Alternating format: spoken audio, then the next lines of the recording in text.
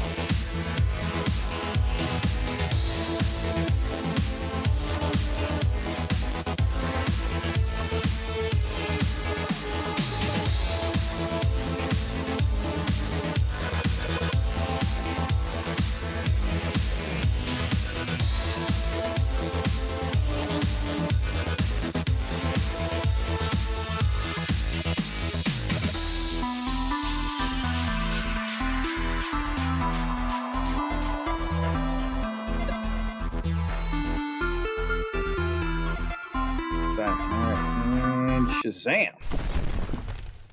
That's what I'm talking about. All right. Why is my chat's blowing out the window? How's it going, everybody? Welcome. What is up? What is up? How's it going? Let me fix this resize. See here. Always tech troubleshooting, and I didn't notice this until more people typed. That's the way it goes. Oh yeah, because the box is extended too high. Yeah, right. Don't know what that's about. Happens. It happens. Yeah, I think as soon as you bring it back in, I know why. Happy Friday is right. Outstanding. No, we no matter how prepared you get for these things, it's never really truly prepared. Yep, exactly. We're always never truly prepared. But yeah, it's a good Friday. Yep. I'm actually stoked. Hey, thanks for the sub there, Mrs. 24. Appreciate that.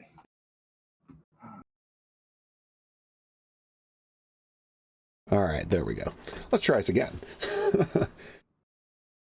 All right, so welcome. I did not see it. But it's possible that I didn't hear it either, but I turned off some of the audio cues just to, make the recordings a little cleaner, so to speak. But yeah, dude, I like the fire in the background. That's really good. I like it. Oh, yep, I am seeing chat now. Yeah, I was seeing chat before, and it was like way blowing out. I don't know what its deal was. Like it was over expanding the box, so I had to clear it and then resize that object. But it's episode 2. It's episode 2. We're still falling into this rhythm. Stuff always changes. Yep, stuff always changes. It's our soft start to the OG VODcast today. That's right. We're easing into it, which is good. Right. Which is good. It's good for a Friday. Yep. I don't end the week on high stress. A lot of work. I end the week on Mario 64 is trash. That's it's not trash. It's not trash. It's just my least favorite Mario game. We'll say that. Yep. It's not trash. Yeah, you got that in, fan. Tech issues will always be a legit part of streaming. Yep, that's right. If you're not having tech issues, you're doing something wrong. Yeah, no kidding. Oh, man. So, let's see. This week was pretty good. Yep. I went on vacation this week. Nice. I went down to Orlando. Did the Universal Studios thing. It was good. It was they have a ton of stuff in place for COVID. The kids were on spring break, so we had we took them down, and it was a couple day thing. The park capacity is down to 60%. They got people walking around, everybody's wearing a mask, hand sanitizer all over the place. It was good. And I'll be honest with you, like after COVID, once we get past this thing, I hope they keep the 60%. I liked not having people in my bubble all week. Like it was an enjoyable theme park experience, like it was good. Yeah, not shoulder to shoulder. Yeah, right, nice. Right. It was good. It was awesome. But yeah, so I actually didn't stream this week at all. I forgot to post. I'm such an amazing, awesome professional streamer. I forgot to tell everybody. So I had a couple people hit me up, which is kind of nice. A couple people were like, "Hey man, I didn't see you streaming. What's the word?"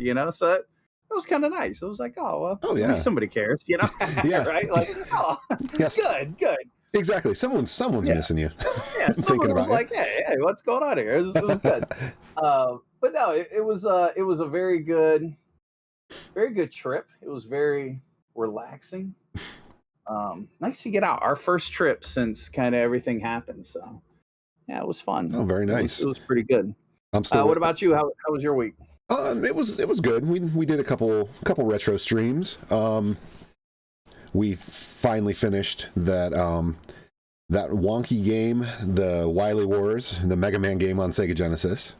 Ugh. So yeah, we tackled Mega Man 1 on Tuesday and hit 2 and 3 on Thursday. So that was a nice accomplishment there. And isn't every game better on Nintendo? Like, let's just maybe it's a subject for another week, but let's be honest. Well, I mean, yeah, we're gonna have to eventually do the inevitable Nintendo versus Sega. It's coming. It's gonna have to happen. Yeah, for sure. Yeah, but yeah, we had a couple casual streams there. It was good times. Unfortunately, I wasn't on vacation. You know, I didn't get to go on a trip.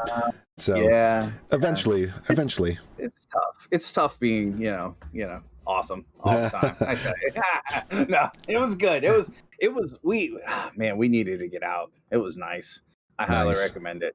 Of course, be safe and but it's like, man, it was nice. It was nice. Yeah, we canceled a couple vacations last year, 2 or 3, and so now it was nice. It was a really good time. Oh, very nice. Oh, you're going to Florida, Just a Game Nerd in July. Nice. Excellent. What part of Florida? I live up in the northern part, so I don't do the South Florida too much. But yeah, I live up in the Panhandle, and so driving down south, it's only about a 6-hour drive for us. But that's not bad. That's very cool. Oh, Palm Beach, nice. It's so nice down there. It did rain a lot for us, but it kind of worked out because we were able to stay out of the rain, but then it kept temperatures down, so it was pretty comfortable. It was good. Oh, very cool. Yep. I did while I was down there, ran into a couple of old video game collector buddies, and they took me to some I shouldn't say I ran into them. I planned on going to see them while we were down there, and they took me to some retro game stores down in the Tampa, Orlando area. And I picked up some cool stuff. I got some good ones. Let's see. I got Bandit Kings of Ancient China, one of those Koi games, one of the real-time strategy. Yeah, the Koi games on never fun. Well, I shouldn't say never fun. Not so much fun. Stupid. They're kind of dumb expensive. Like nobody really likes them. But if you want to complete the set, Race America actually is a good game. That's a fun one. Cool game to try out. Not too bad. The Last Starfighter, which is one that I've been wanting to cross off for a while. Yeah, that's a great one. Love the movie, love the game. Let's see, Mag Max. That was one I hadn't had. And that was a cheap one too, which I'm surprised. I'm running out of cheap ones to find. Best of the Best Karate. That was a cool one. And Supercars, which is another cool. It's kind of a cool car game for. I only know like 2 of those. Yeah, and Supercars is fun. If you can load up Supercars one day, it's a cool little driving game. It's not bad. Yeah, I've not bad at all. Never seen Supercars. It's kind of a rare one. Not too expensive, but kind of a rare one though. Oh, thanks for the sub, Bad Wolf. We had I picked up a couple CDI games, which you never find CDI games. Of course, they're horrible. So you have a CDI? I do have a CDI. I found a CDI. I am dead jealous.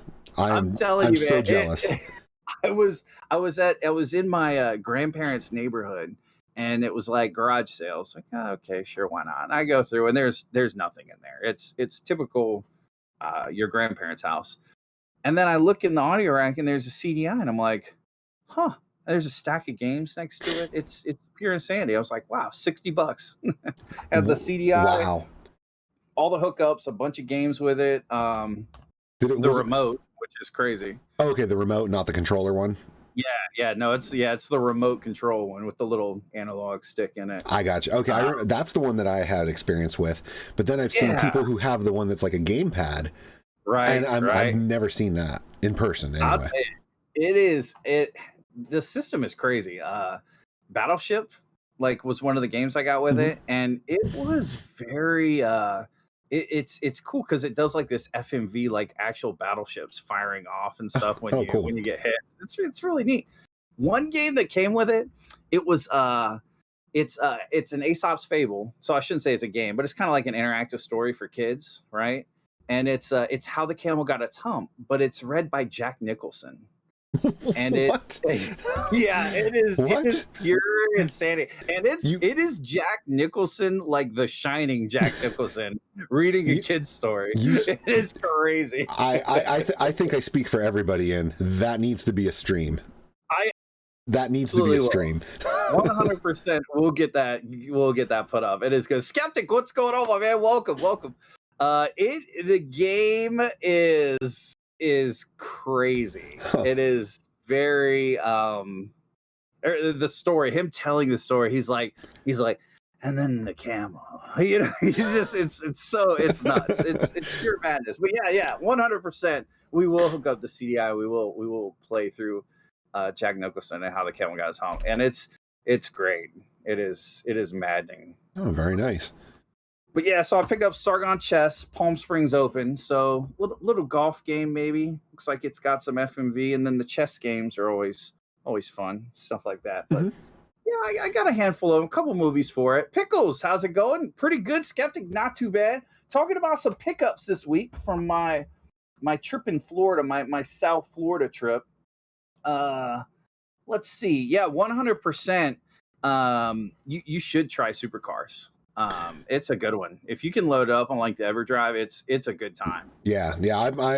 I agree. Yeah, just a game nerd. We will try that one stream. Yeah, I think we'll do some random NES games again. Yeah, that is a good one. That's totally worth checking out. Oh, very cool. Yeah, I think I got No One Lives Forever on PS2. I know nothing about it. It looked kind of cool. And then Largo Winch on PlayStation 1, which again, know absolutely nothing about it. They're probably truly horrible, but that's yeah. Anytime I could snipe a game for a good price, or if I'm not obviously working on the NES collection, so right. It's always nice. This is what I keep an eye out for. You try to catch them slipping. Try to find that amazing deal that no one saw coming, but yeah, not too many this time. Yeah, I'm on a dry spell for pickups. So I gotta say, I haven't picked up any games, but man, I'm waiting to pull the trigger on a Neo Geo AES. Oh yeah, I am every week I'm getting closer and closer to just ordering one, because I gotta get one. That is cool, man. I would love to get one of the upright cabinets, but I don't have, I lack the space. yeah. And I dabbled a little bit in the consoleizing the MVS, and that's neat, and it works pretty well. It's kind of funky though, because like some of the plugs and connections are on the front or back, and so it's kind of an AES would be awesome. That is a grail system for a lot of people. Yeah, and Skeptic, that's awesome, dude. That's good to hear, man. That's sweet. Oh, Battlewolf picked up Zelda: Link to the Past for $5 at your second yard sale of the year. Wow. Oh man, what a score, dude! That's awesome. I love scores like that. I love them. Oh yeah. Just a game nerd. You're right. It's like time to build an edition. Yeah, got to build the arcade room. Yeah, you need the arcade room. Everybody needs an arcade room. Skeptic, dude, that's awesome. I can't wait. Yeah, once you get your YouTube set up, for sure, man. I'm excited. Skeptic's moved over to YouTube, or is in the process of very nice getting his YouTube set up. So very nice. No, very cool. Yeah, I'm excited to see it. That'll be fun. Yeah. Well, I need to get better at YouTube. Oh, okay, get better at YouTube. Yeah, gotta get better. Gotta get better. In fact, I want to. Hopefully, we'll host some of these on YouTube once we get a couple of them, maybe. Oh, okay. Yeah. Who knows? We'll see what happens. So before we jump into our first topic, I still have to throw this out there. Call back to our last week. So I stand by Super Mario 64 in its form on the N64. Not good. Not 100%. Good. Agree. Worst Mario game. Sorry. Apparently, we are not alone, because I had found out this week that Bad Wolf, blah. We are not alone, because I see there is a PC project, Super Mario 64 Plus, and they just put a new update out fixing a lot of the problems we have with it. Like, runs at 60 frames a second, has an analog controlled camera. Yep. You no longer get pulled out of the level every time you get a star. Like, right. I mean, there was nothing more annoying than running through that game, grab a star, end up all the way back, have to start from scratch again to go find where the next star is. Yeah. Yep. That was the worst. But and they did a whole bunch of other, I guess, quality of life updates to it too. So I just gotta, it justifies and backs us up on the fact that Mario 64 on the N64, not as good as it could have been. Trash. Complete trash. Garbage. Yep. I'm sorry, but I'm not sorry. It was awful. and I think it's been highlighted, and I love the fact that people don't agree and they hate it. But I'm telling you, I think it's highlighted when people started playing it on the Switch with the re-release for the 35th anniversary, and it was like, oh my god, like it was really bad. And they'd switch over to Sunshine, they switch over to one of the other games, and I know Bagoom, he gave me a lot of grief for it, but sorry, it's the truth. And later on, that's part of our console showdown. It's like I have a little bit to talk about with including Sunshine.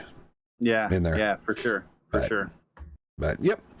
So I guess we'll move on to our current events. What's been going on in gaming? Week in gaming. Yep. So that's kind of an interesting week, huh? Yeah, I would say so. One of them I would say is a big win for the PlayStation gamers is the fact that Sony reversed the shutting down of the PS3 and the Vita online stores. Yep, and that is crazy. The effect of that, and it's how awesome is it? I guarantee, if social media didn't exist, I guarantee if people wouldn't have voiced how upset they were with that, it never would have happened. They'd have shut it off. I don't know if they go to sample groups or if they just make these decisions agnostically with like their group or team, but I don't. It wasn't a good decision. Right.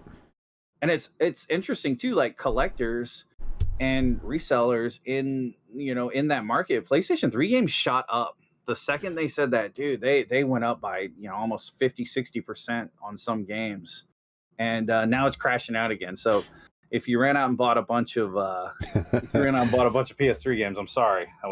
Hold on to them, hold, but just it's rough. Yeah, you're right, Just a Gamer. PlayStation, at least now, they kill off the past too fast. Yeah, because up to the PS3, I mean, the fact that PS3 played the last two generations at launch was a phenomenal move, right? And they kind of bailed on that mindset. It was the smart thing to do, and it's kind of funny to see that that's where Microsoft is right now with theirs. Is that their current console plays all their software from well, not all, but a lot of their software from prior. Yeah, well, a lot of the good titles that you would go back and play on your original Xbox, you can throw the original disc in, and it downloads a copy of it. It doesn't play it from the disc, but still, you play the game right there on your Xbox. Like that's awesome to me. Like that's so smart. And with the technology we have today, I don't understand how any company doesn't do that. Nintendo is the same thing with all the SNES titles, that are, and the NES titles are on Switch, and it's like, I don't know, it's unreal. Yeah. I mean, Sony does have their PlayStation Now service, so you have a curated list of games that switches out, but that's still not the same of actually being able to play the games you already own. Right, exactly. Right, and that's the way it should be. If you own the game, you should be able to throw it into a console and play it. Like that's just smart. It's smart business, Yeah, and I think the business of the video game industry is changing too. They're getting away from that. We talked a little bit about that last week. Is they're getting away from this concept that I have to sell you a $60 game to make money. If I don't sell you this $60 game, I'm not going to make any money off you. And that's not true. Like Fortnite has proved that that's not true, and it's like, so it's interesting. I hopefully their mindsets are changing a bit. And I think things like cross-platform play, retro play, being able to play the previous generation systems, stuff like that pushes it in the right direction. I hope they keep up with that for sure. Yeah. And then I guess bridge us over to some Microsoft talk. This is the first year that PlayStation's exclusive MLB The Show is actually appearing on a console that's not made by Sony, which is nuts. That's interesting. That is interesting. That would be almost to the level of Microsoft saying, Halo, here, sure, Nintendo. Right. Go ahead and play a Halo game on there. Yeah. MLB The Show was one I played a lot too. That was a good baseball game. Yeah. That was awesome. The cinematics and stuff they did in it it was really good. And the new one is nothing short of amazing. Every year they step it up every year. And awesome. It looks and plays great. Right. I haven't played one since PlayStation 3. Oh wow! Was the last one? Yeah, you're a few off. Yeah, I'm a little behind. I didn't get a PlayStation 4 until probably about 6 months ago. I've always been an Xbox guy. Yeah, just and there'll be a little bit of that coming up. Right. But like it wasn't that I was against it. It's just Xbox was what I went with. So I there's a lot of titles like. I would love to go back and play. Obviously, I want to play Final Fantasy, the remake, the Final Fantasy VII remake. Mm-hmm. I want to play Spider-Man that came out. It was console exclusive. That was PlayStation exclusive. That'd be another good one. But yeah, no, I thought myself, I was like, yeah, I'm gonna get a PlayStation 5. Like that'll be right. And yeah, haven't found one yet anyway. So it's a good thing it's not on the top of my list. I know, right? It's like I lucked out with the PS5, and then you lucked out with your Series X. Yeah. Which is awesome. Series X. Yeah. So. Yeah. Crazy though. Pretty nuts. That's crazy though. I did not think. So, is this trend? I mean, how is this going to will we ever see a God of War on Xbox? Will we? Right. Gosh, that would be so weird. That would be very strange to me. Right. God of War on Xbox, Gears of War on PlayStation. Yeah, right. It would be so out there and foreign that it would feel like unnatural. It really would. I don't think that I don't know if they could do it, but I think that's another thing where cross-platform play it's pushing us in a good direction. Maybe and then one day, is there just one console that plays everything? Is there do they finally realize that maybe hardware, maybe we should just and then the PC people will be like, yeah, there already is one. It's called PC and it's awesome. Right. Master Race represent. Yeah, that's right. You console players are beneath me. I laugh at your silliness. But yeah, and just one little note to say of that. I've been a PC gamer for years. But we wouldn't have a lot of the games that we get to play on PC if it was not for them coming out on consoles. Yeah. It feeds upwards. I mean, yes, there's PC exclusives, but yeah, some of these big ticket games, they're console oriented. Ethan, what's up? Welcome in. Welcome to Friday. How you doing? Hopefully having an awesome day, awesome end of the week. I tell you, it's like the PC is awesome, and I'm the same way. I PC game probably 80% of the time. But last week before we went on our trip, a game that I still haven't beaten yet is the Star Wars Fallen Jedi. Oh, I haven't beaten it yet. I tell you, to sit down on my couch, throw the disc in, relax, just sit there and play was awesome.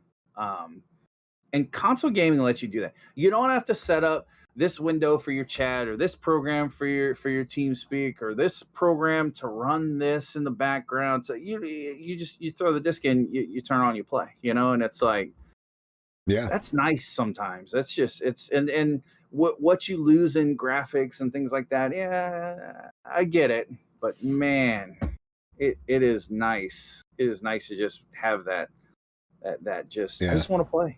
Plus with the graphics too, it's one of those, if you did not see the other side of how it could look, you would never have looked at it and said, oh, this looks terrible.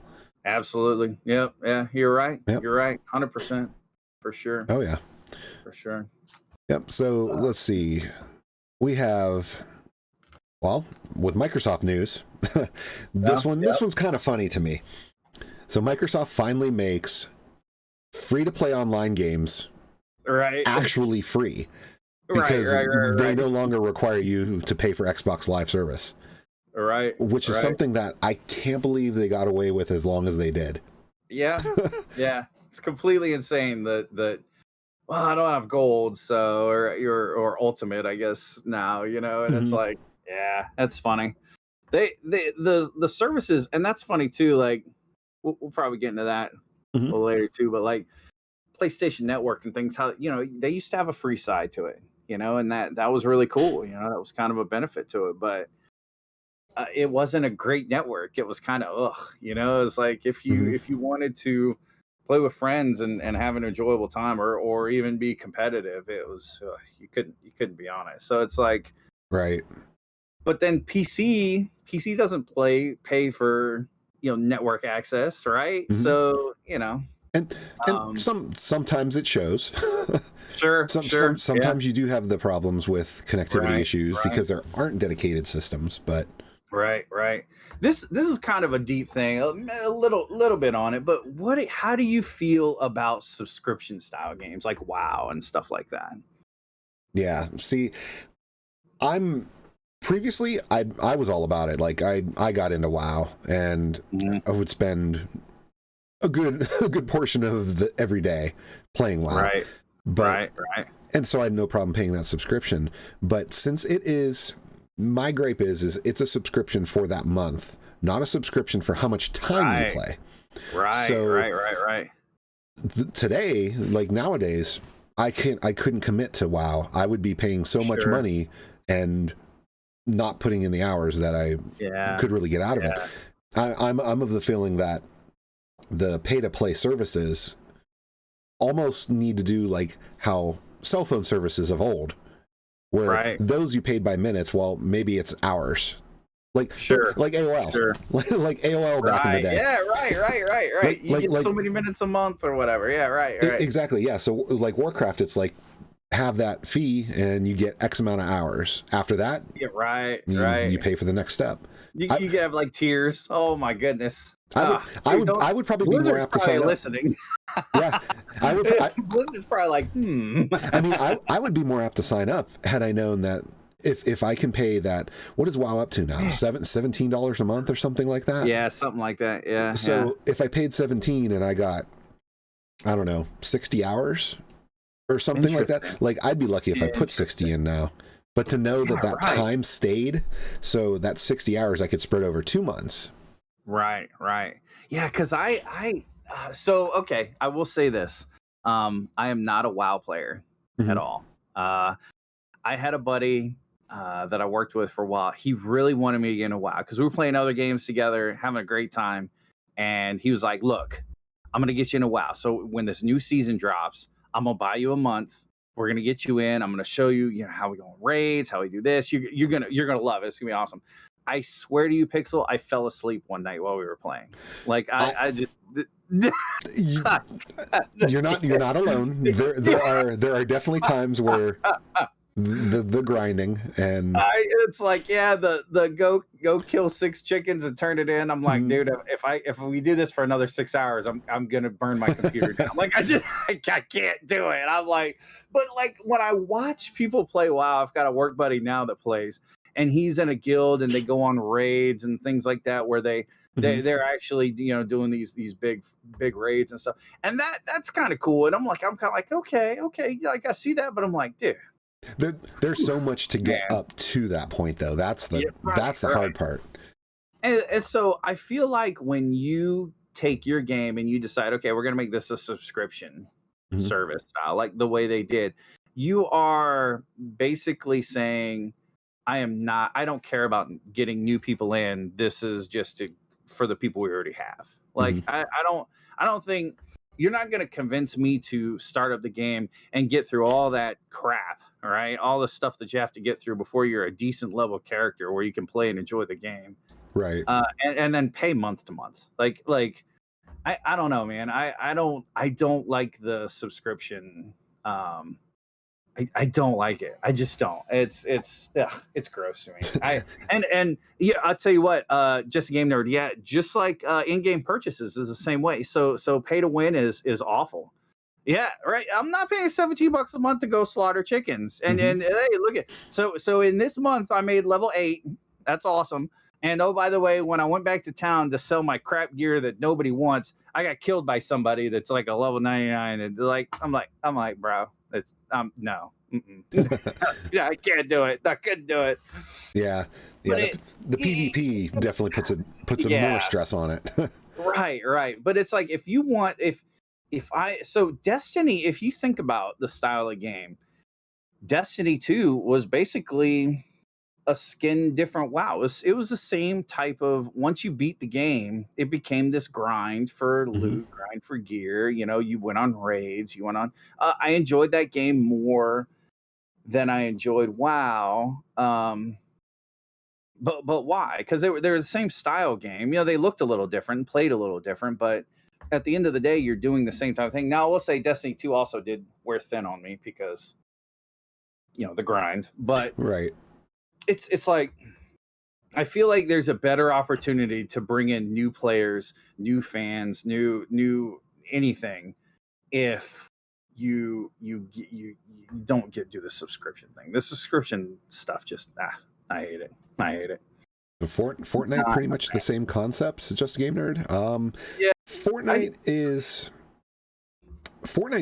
more action based battle royale. Yeah, battle royales are it's 1 30-minute game, and actually it's probably too long, but one 30-minute block of gaming. It's totally different game to game to game. And everyone starts at the same point, right?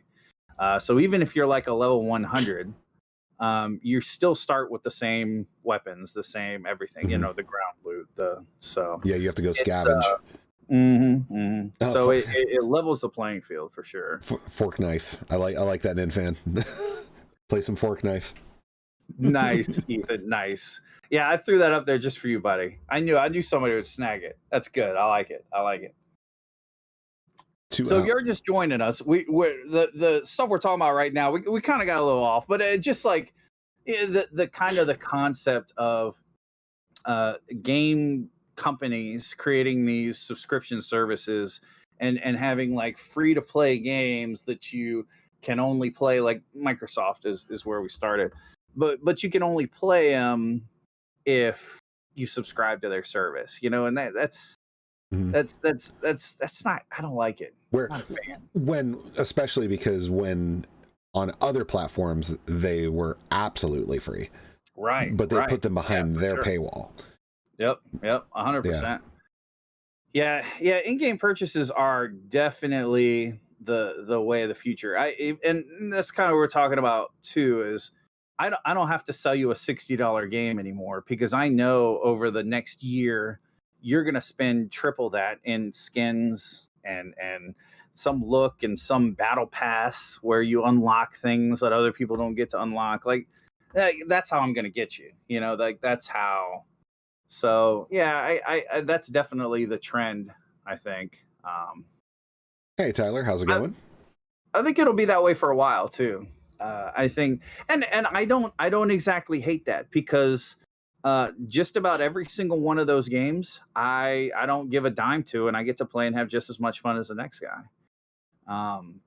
Yeah. But one thing that we find out with some things like Warzone, there's skins that they've sold that have actually adjusted the power of the weapon, and that's a foul. Like if I can go buy a $5 skin for an AR-15 and all of a sudden it does, you know, 10% more damage, like that's awful. Like that's really bad. And right, you'll never convince me that was an accident, like, because it goes viral. You know, people start talking about, wow, this gun with this skin, I'm melting guys, this is great. And then everyone runs out and buys the skin, and then they're like, oh, we're sorry guys, we're sorry, I had to, you know, we'll fix it. Well, everybody's already spent their money. Like, you know, like that's awful. But the pay to skin concept, I'm okay with it. I think you get keep it cosmetic. You get new players in because it's free. You know, usually they're not too taxing unless it's Warzone. But yeah, not too bad there. I don't mind it too much, but yeah. And then I see you have the Microsoft, like just a game nerd mentioned earlier about cloud services. Right, because it's for sure. Because so like there's so many people out there that will not play digital games, and I'm one of them. I love my physical media, right? Mm-hmm. I love having the disc to put in, and there have been times. So the one game that I'll do that I used to do, not so much anymore. Well, no, pretty much is Call of Duty games. So when I play Call of Duty games every year, it's nice to just do the digital game because there's not going to be a value to that game. There's not going to be, they're mass produced, they're everything. But gosh, there was one time I was playing with a friend. He had the physical media, he could play, but because the certain portion of Xbox services were down, I couldn't play with him. Right. And that's messed up. Like dude, that's no good. When it prevents the game that you gave money for from running. Right. Yeah. Right. And you're like, okay, so am I gonna get? Do I get this? Do I get today's worth of the game back? Like, are you gonna, like what's happening here? And yeah, that's now we're moving to this point where okay, so now instead of just physical media and digital media, now you have media that you don't even own. Right. You're just like borrowing it. You're just playing it. And how many times have we been halfway through a series on Netflix and then all of a sudden it's gone at the end of the month and you're like, crap. Like, exactly. Prime example. Yeah, you're right. Yeah. And so now it's like, is that gonna happen with the games too? And they're like, oh dude, that's crazy. And that's where, I mean, it is kind of starting to, you figure with like Game Pass is a good example. Sure. Is they do delist games off of there. Right.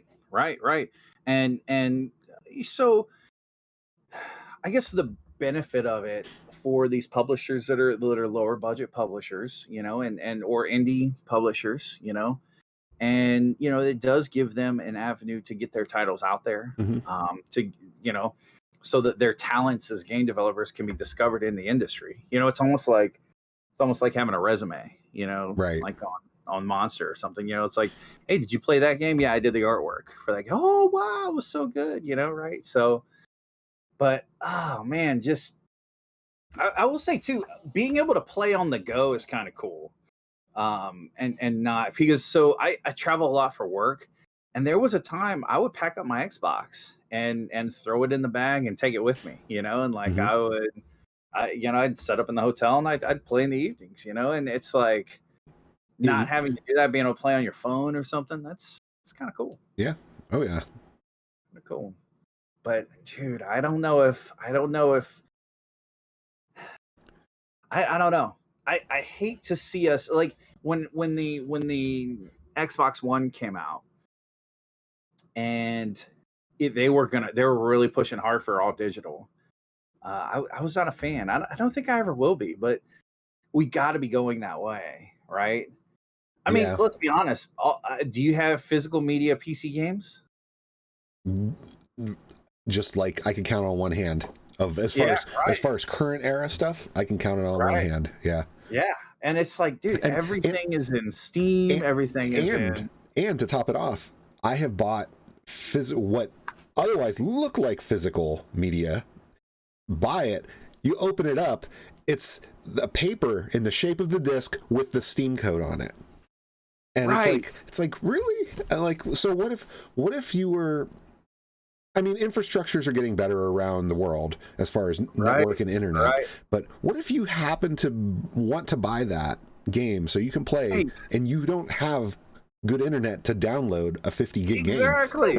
and then you're stuck, Right. And it's like, I think it's happening. Oscar, thank you so much. I really appreciate you coming in. Thank you for the raid. I appreciate it. The chatting is going great. Welcome. All the raiders coming in. So here on the top of the screen, that's me, the 24. Down on the bottom of the screen, that is Unbreakable Pixel. We're doing our Friday night chatting on all things gaming, all things fun and exciting, and a little bit of pop culture here and there, mixing it in. Hopefully your stream was awesome. It's kind of a different stream for us. It's our episode 2. Yep. And so yeah, it's been good. We're talking right now about the concept of being able to play games on the cloud. Microsoft's cloud gaming service is actually available on Apple now, which I think is funny too, by the way. But I think the lines of us versus them are going away quickly. But so you're talking about not owning the media anymore, and really not even owning it digitally. You're just sort of borrowing it to play it as long as it's available on the service. So kind of the pluses and minuses, the ups and downs of that. But yeah, welcome in. Thank you so much. Oh yeah, no problem. Thank you so much, Tavaria. Thank you for being here. But yeah, no. So we're kind of talking about that and how, I don't know. For me, physical media will always be first when it comes to my consoles, right? PC though, gosh, I don't know if I could find the physical media. I think I have an old copy of Myst back here somewhere. Yeah, but I don't. Everything's on Steam now. Yeah, I do. Yeah, the physical ones, like where I do have any, it's because they're retro. They're retro for the PC. Right. Yeah. And yeah, it's crazy. And I'd say it's the cloud gaming and going that way with subscription base and stuff. It's kind of a shame because they're taking away your option to go physical. Right. But there are the other sides to doing cloud gaming. Like one of them I was mentioning earlier, we actually did a few times on stream. There are services that give you the ability to play things that you otherwise would not even have access to. There's a streaming service called AntStream. Sure. And we have played it on stream a couple times, and it is basically a Netflix for old arcade games / Commodore Amiga 60, Commodore 64, old PC games, and stuff that you probably most people don't have, and a lot of people don't even have access to even find it to play. And they do that as a web service, as a streaming service. That's pretty awesome. How does that play? It plays good. It has good latency. Like it does not lag. But you do notice like how remember when we played Guns, Gore, and Cannoli a way back? When stuff gets busy on screen, you sometimes get bitrate like dips to where you get a little bit of soft pixelation on stuff. Sure. But other than that, I mean, it's phenomenal. And right now, because they're so new to this, the game of doing this, it's actually free. It's absolutely free to download. Wow.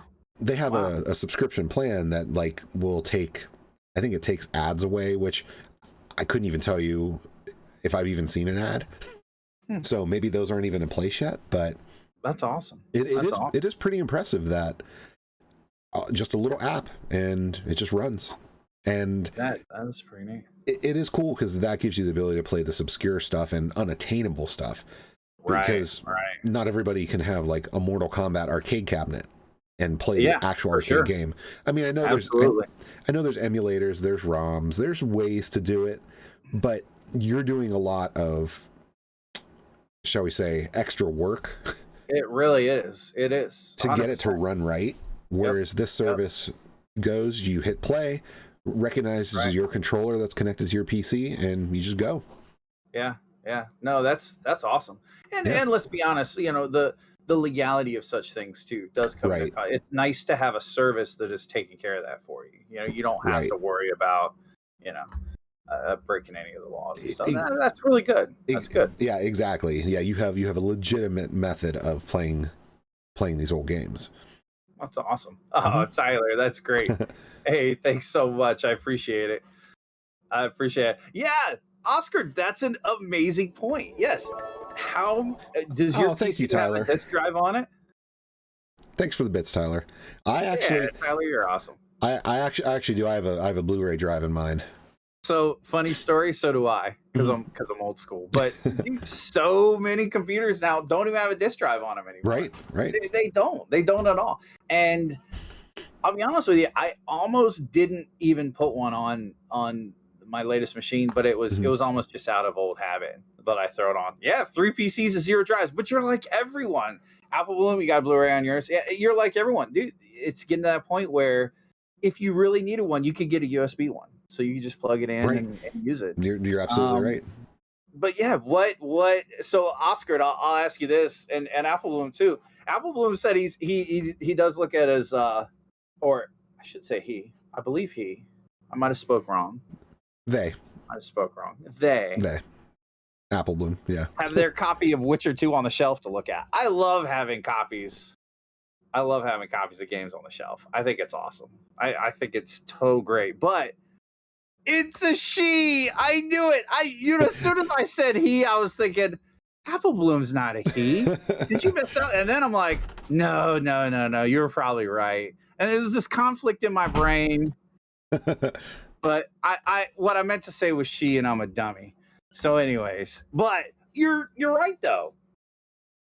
What's the last physical media PC game you've bought? Like everything, all my PC games are on Steam or Epic or Blizzard or one of the million launchers. And that is actually physical media, not a false box just to say here's your digital code. Right. That's true too. Yeah. GTA 5 got that on disc. That's not bad. That's pretty good. Heroes 3. Wow. GTA 5. No, GTA 5 I have digital. Let's see here. I have it on console, I think. We have... Well, actually, this one we did on stream.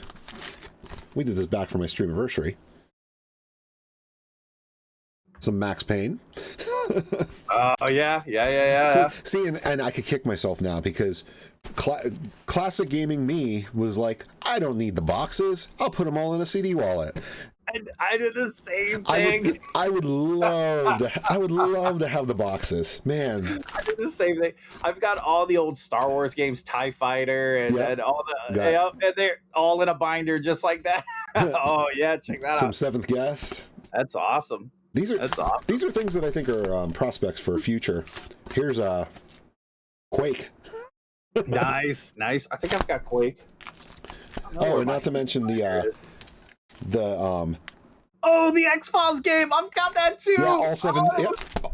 Yeah. I want to play it on stream. I think it would be so much fun to play. That's awesome. But yeah, and there's a handful of others in there. Me and the wife played that when it first came out. God, years ago. Man, that game's awesome. I've got it around here somewhere too. I just remember how like mind blowing it was because it's like an interactive movie. I enjoyed the heck out of that. Right. It was good. It was good. Yeah, the game service with old games. Yeah, I wonder if some old Atari ST. I know I want to say there's some Atari on there. For the most part, the Atari or the old home computer game systems I've seen are all Commodore based, like and the ZX Spectrum as well. Right. I've got some old programming manuals for an Atari ST around here. My buddy, my rad junk that owns the game store, he got one in. Crazy.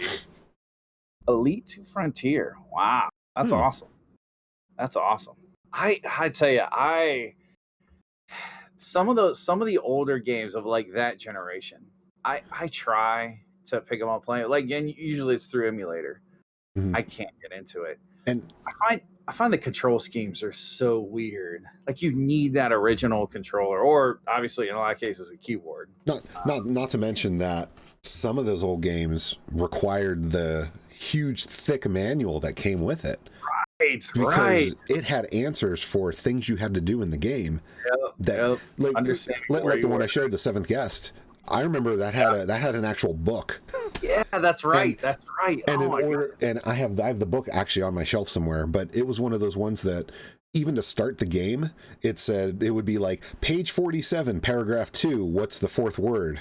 And that's that's your copy protection. That's how you would get in.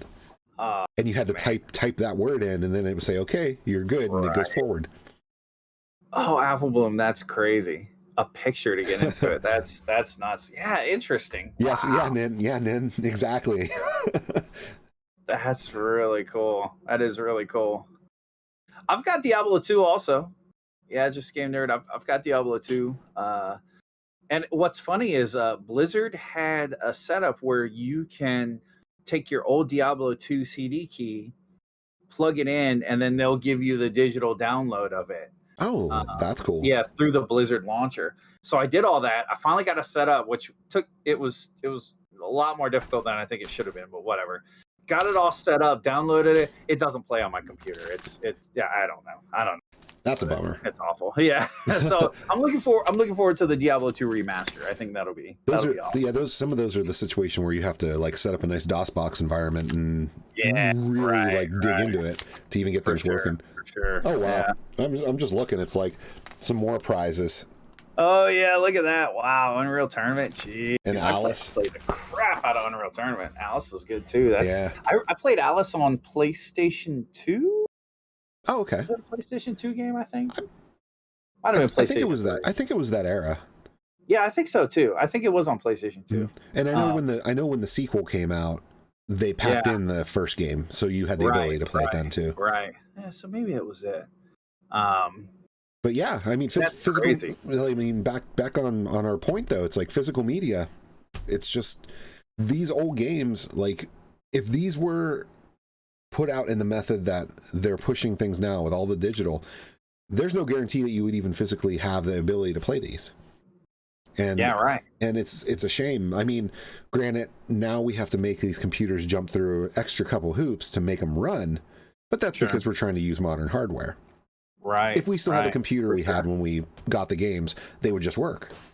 Gotcha. Yeah. Right. And it's true. Yeah. And going forward with these services like this cloud services and streaming services for games, when they decide to rotate content out or really go under and just end, then then you just lost access to all this stuff. Right. It paints a potential grim future for gaming. And instead of like what's the next generation's collectability of games? Like we've got our, like what are they going to collect?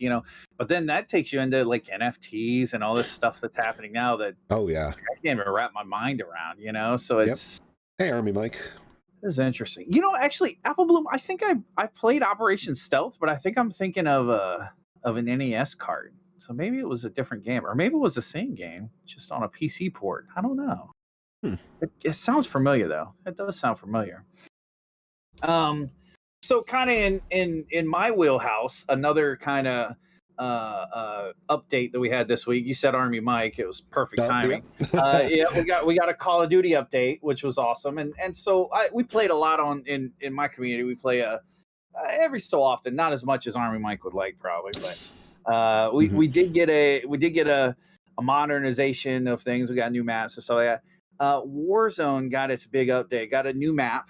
Right, so everybody's been looking forward to a new map because for a year, actually more than a year, we've had the same map. So I was personally looking forward to it because when Cold War came out, the engine changed. It plays smoother, a lot better. So I was hoping that Warzone, the Call of Duty's Battle Royale, would make that switch. And no, that all they did was basically reskin the exact same map that they had. So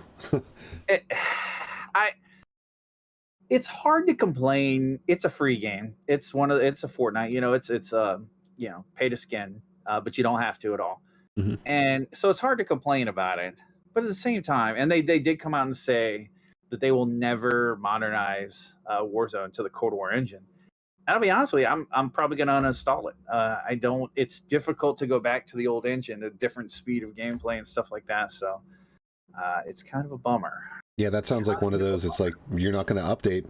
Okay, I guess we're done here. Yeah, you're right. It's like, I guess I've played my last Warzone game because it's too tough to get back into it. I'd have to play it for weeks to get back into the flow, and then the second I go back to play Cold War, no good.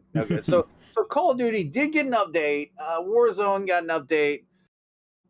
It was not really an update. It didn't really get anything. So it like I said, for a free game, you can't really complain. But true. I guess if you couldn't complain, I wouldn't have anything to talk about. So I'm gonna complain. It's crap. Yes, we deserve better. We deserve better. But we did get some free games this week, right? There were some pretty decent games. Yeah, absolutely. That came out for free. Some good ones. I think Epic Store, the Epic Game Store, I think until the 29th. So you still have a few days to get this. Alien Isolation is free right now. So if you have the Epic Game Store on PC, go get it, go snag it. And what's cool about the free games that they do is you get it for life. You don't have to install it right away. So you can just go click it and get it for life. And for those of you who, like me, my payment information is not in Epic. You do not require it to purchase free games, right? Which is a nice piece of mind too. Yeah, so you don't have to use a credit card in your account. Something I do in my Discord, I do have a channel that has a couple bots running in it that actually go out and find these free game deals, and they'll post them as they see them. So it's kind of it's an announcement channel too. If you ever want to like link to it, you can through your Discord, and it's cool because it just posts and tells you, hey, there's free games out here, and it looks at all the services. It's pretty neat. But yeah, 100%. Yes, Amazon Prime is another good service that has a ton of good games. They did the MVS games for a while, the Neo Geo games. Oh, okay. They were doing ports of all those. Yeah, there's actually an Amazon Prime installer, like they have their front end too, like everybody else does. Oh yeah. Yeah, there's a lot of good free ones in there too.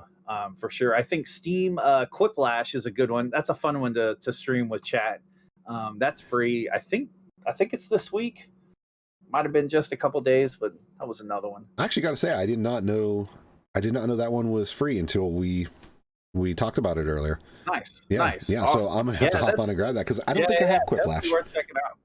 Oh, Oscar, no problem. Thank you so much for hanging out. I appreciate the raid too. I appreciate you. Have a good one and get some rest. Oscar is a Finnish streamer, so it's quite late for him in Finland right now. So I appreciate it. Thank you for coming by. I'll see you in your next stream for sure. Quiplash is free on Steam right now. Yeah. So on PC. Free on Steam. 100% worth checking out. Yeah. Because that's one of the Jackbox games. Right? Yeah, it is. Yep, yeah, those are always fun. And then we have over on the Sony console, PS4, PS5, they've been doing, which I'm actually disappointed in myself for that I didn't bring this up last week too, because there were some other games that had expired and you can't get now.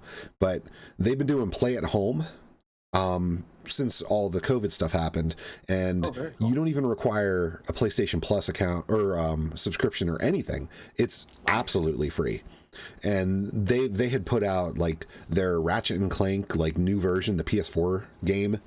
They gave that for free. They gave a handful of other games. The one right now is Horizon Zero Dawn, the complete edition. Like not even just the vanilla. They're like, here's everything, all the DLC for absolutely free. So I highly recommend anybody who has a PlayStation, go get that one. Yeah, there's a great tick in game. the Xbox in the PlayStation column, because Xbox they do give away games, but it's only if you are like a gold member, right? If you do their monthly thing, right? So. And actually, PlayStation Plus does that too. Every month, there's like 2 games that you can get, and as long as you keep your subscription up, you have access to those games. But this is no strings attached. Wow. All you have to have is the console and an internet connection. That's awesome. Yeah, that's really neat. Yeah, tons of that's one thing. So I will always say PC has the lead. There is console games. It's a $60 game. You're gonna go buy a $60 game, but PC games, there are a ton. There are hours and hours and hours of free games to play. And they might not be the greatest games ever created. They're not, your AAA titles, but every now and again, Alien Isolation, every now and again, GTA 5 was one I picked up free last summer with Epic. How about when they had the Crash Bandicoot and Spyro packs? Yeah, right. Both remaster packs. For free. Yep. And it's so PC gaming, and I think somebody mentioned in your channel earlier, I didn't go back to it, like the $1,200.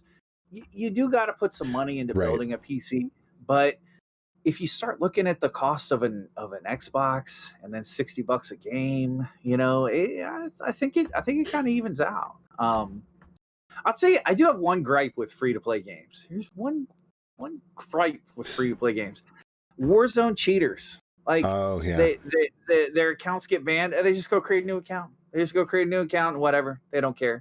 You usually get, well, I won't say usually. There's a higher risk of getting some toxic player. I used to play Smite a lot. Smite was a fun game. I loved the game.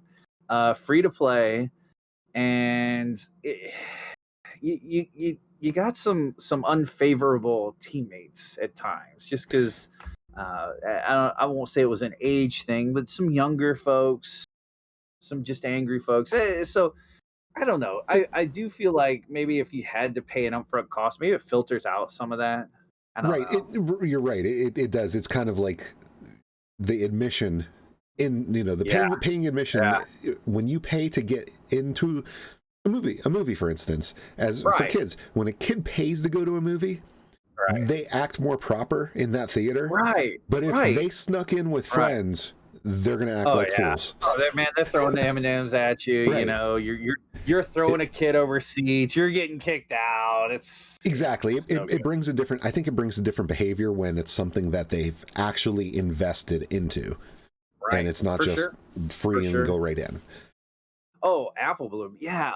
If the Uncharted, so I never played through the Uncharted series. I started the first game on PlayStation 3 and never really played it. Not because I didn't like the game or anything, just because I ended up moving some stuff around in the game room and never went back to it.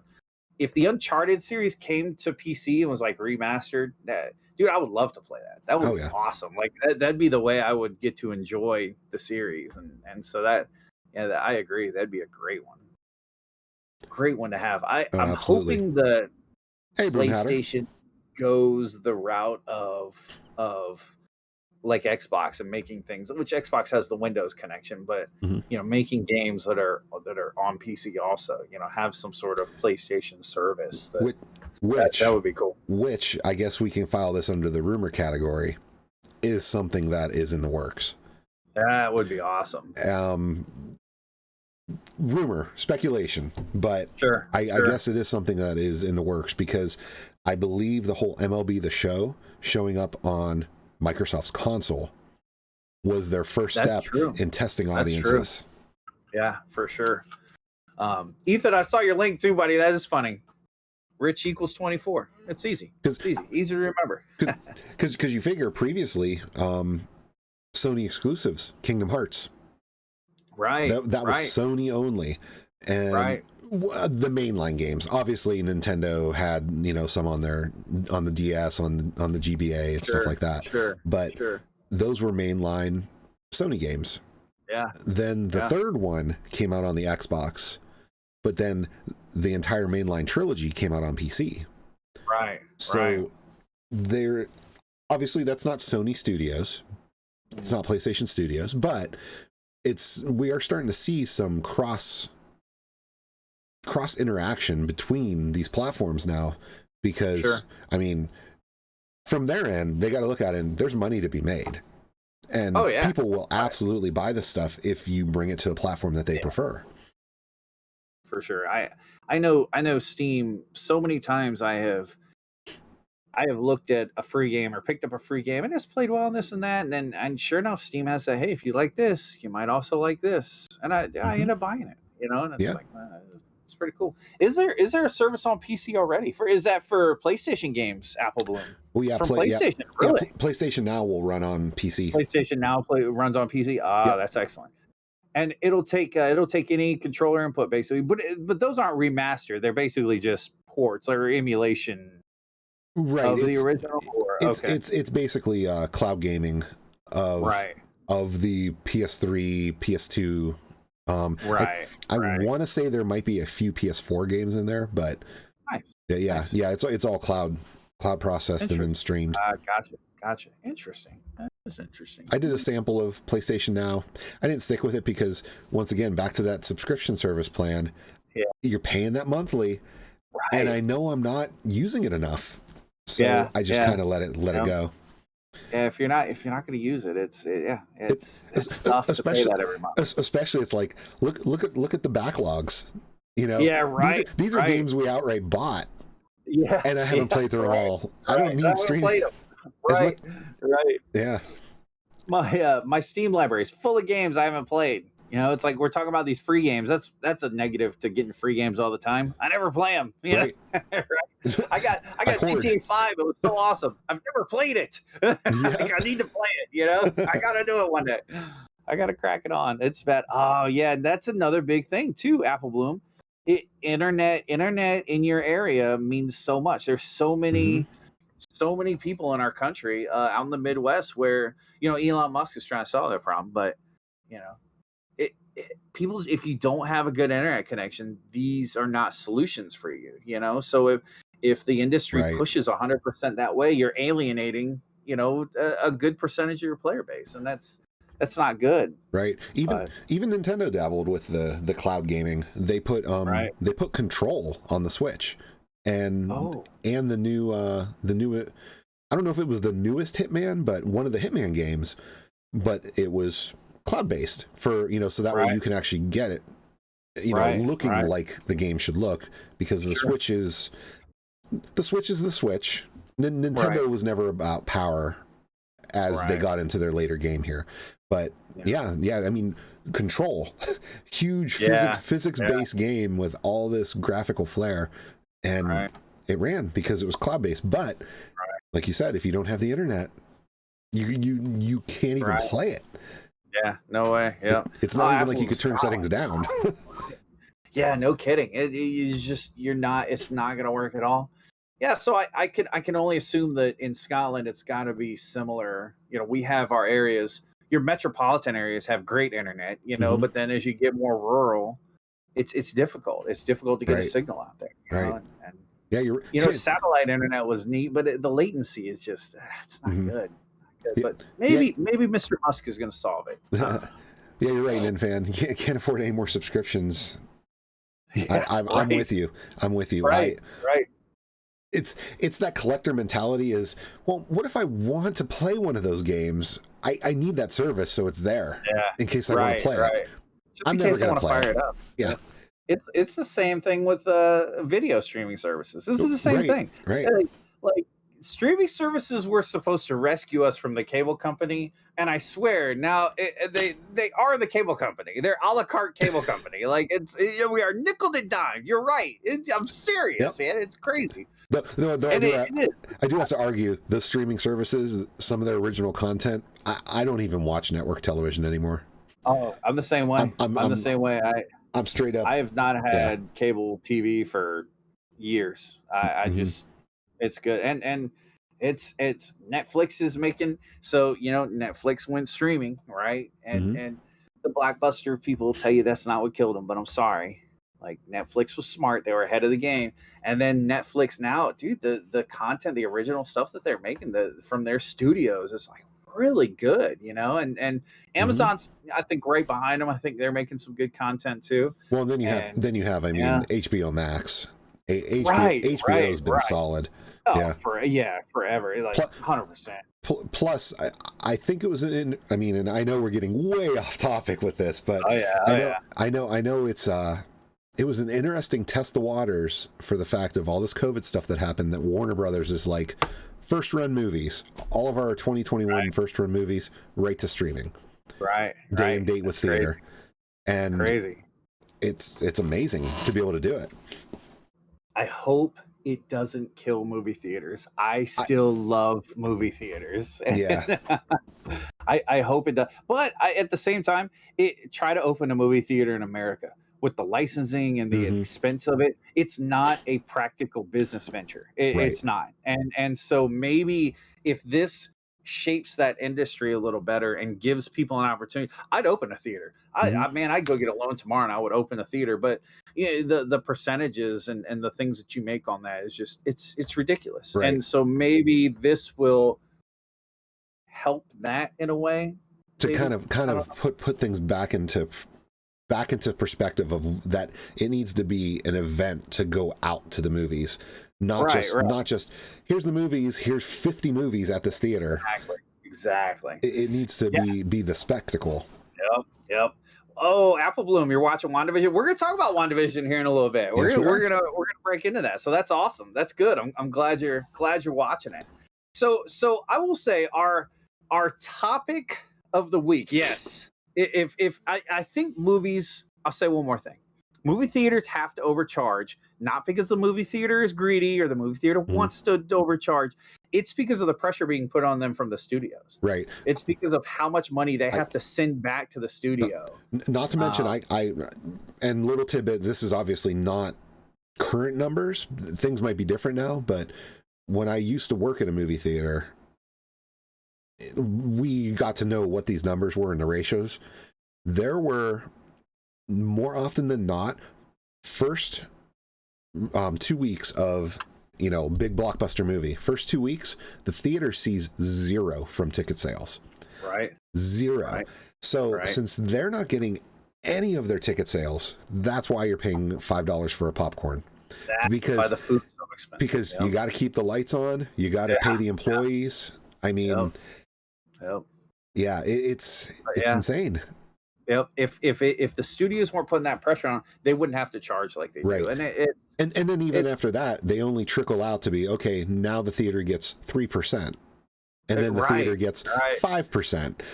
At no point does the theater even make 50.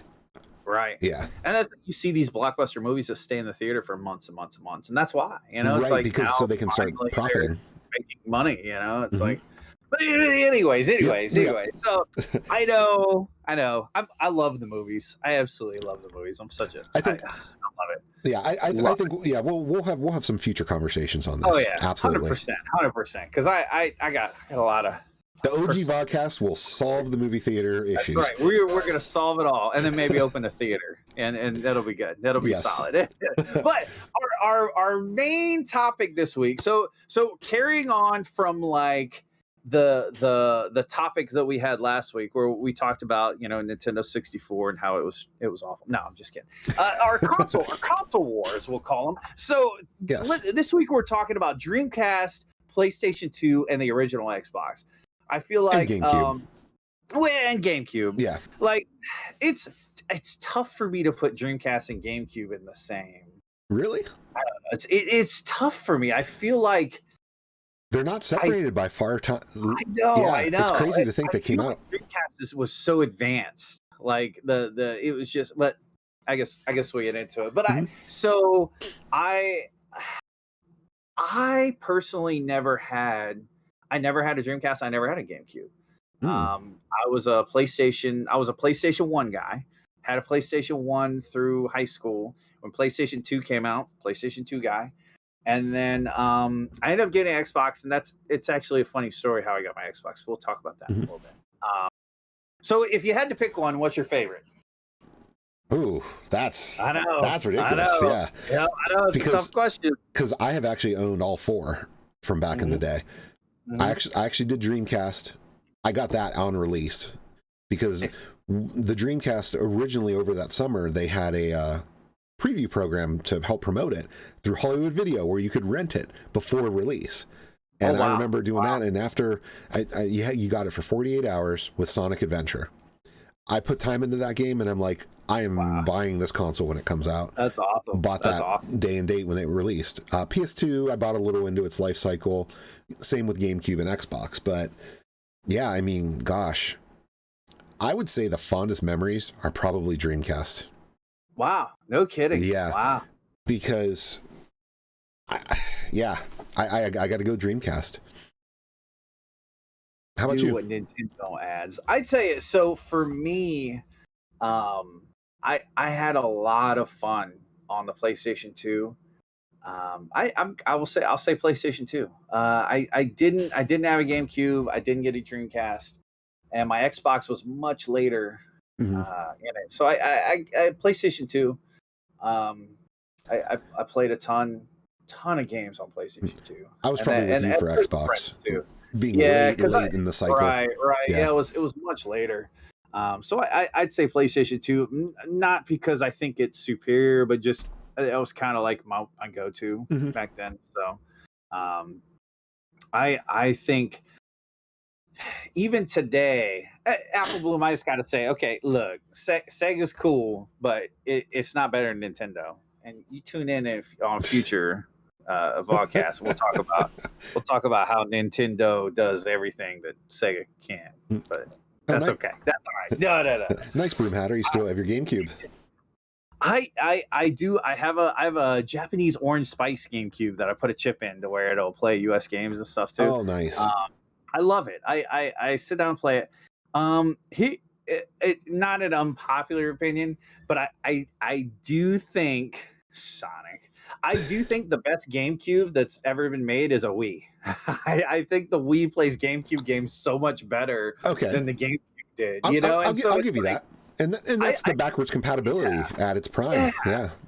I actually got into more GameCube games with my Wii than I did with a GameCube because I didn't have it until later.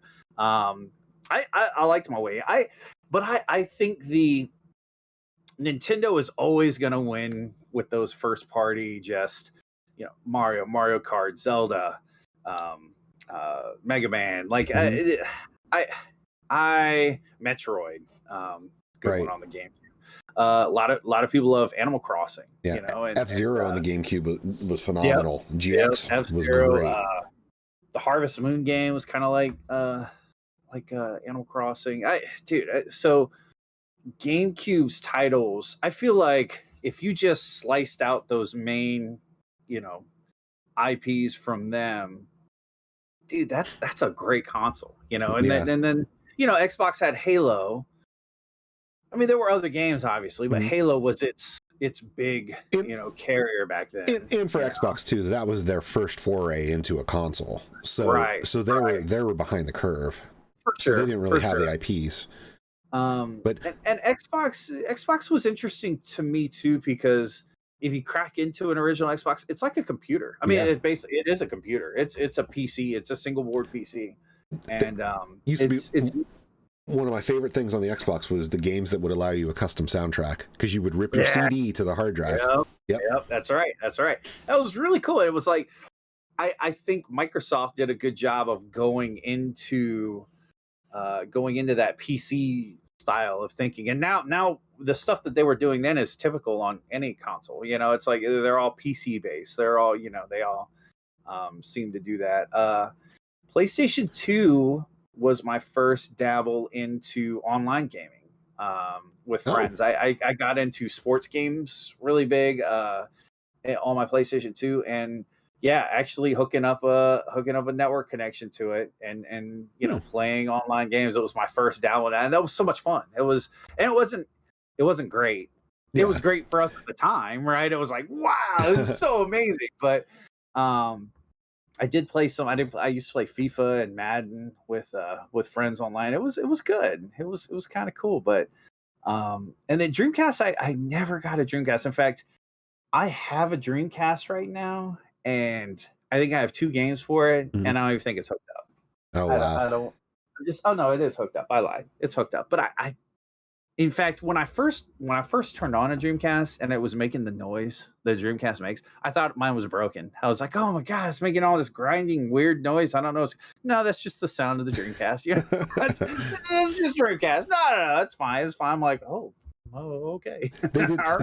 As they aged, they did get loud. They definitely got loud. From fresh out of the box, they weren't like that. Interesting. Yeah. You can hear the laser housing, seek and the drive spin, but it's nothing like what they become as they age. Right. We had a funny. My wife will like this story. We in our mall we had, I think it was a Babbage's, and they had a Dreamcast out front. It had NBA 2K on it. Right? Was there a little play game, and a buddy of mine that was on my basketball team. Yeah, I know she's excited. Buddy of mine he was the center on my basketball team in high school. He's like 7'3". Like wow. the dude was like, he was built to play basketball. I was like, we did well because we had a really big dude as a center. You know what I'm saying? Like, and because of me, of course, right. MVP. But no, he was pretty solid basketball player. Well, we happened to be in the mall at the same time one day, and he was over there playing, and the wife steps up and it's like, oh yeah, I'll try it out. Sure, why not? Whoops him on some NBA 2K right there in the mall in front of everybody. And I'm talking, wife's here, he's up here. It was great. It was great. Was it GameStop? I didn't think it was GameStop back then. That's funny. But yeah, just whooped him. whooped him, put him down. Man. And to this day, every time we see him, never lets him forget it. So it's good. It's fun. That's great. It's fun. She was like, I don't even know what I'm doing. Oh, 3. Did I just shoot 3? That was awesome.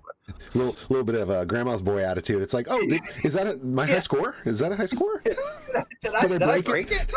Yeah, it was good. It was good.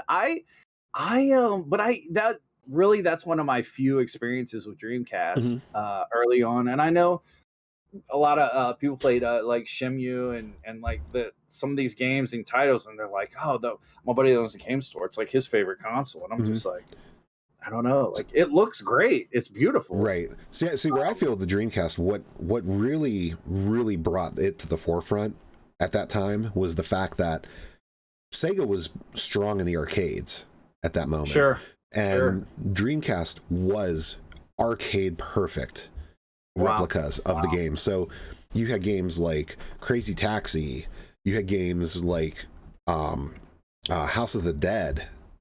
And they were exactly like what you played in the arcade. Plus, that's awesome. Plus some of the Namco games too, because you have Soul Calibur.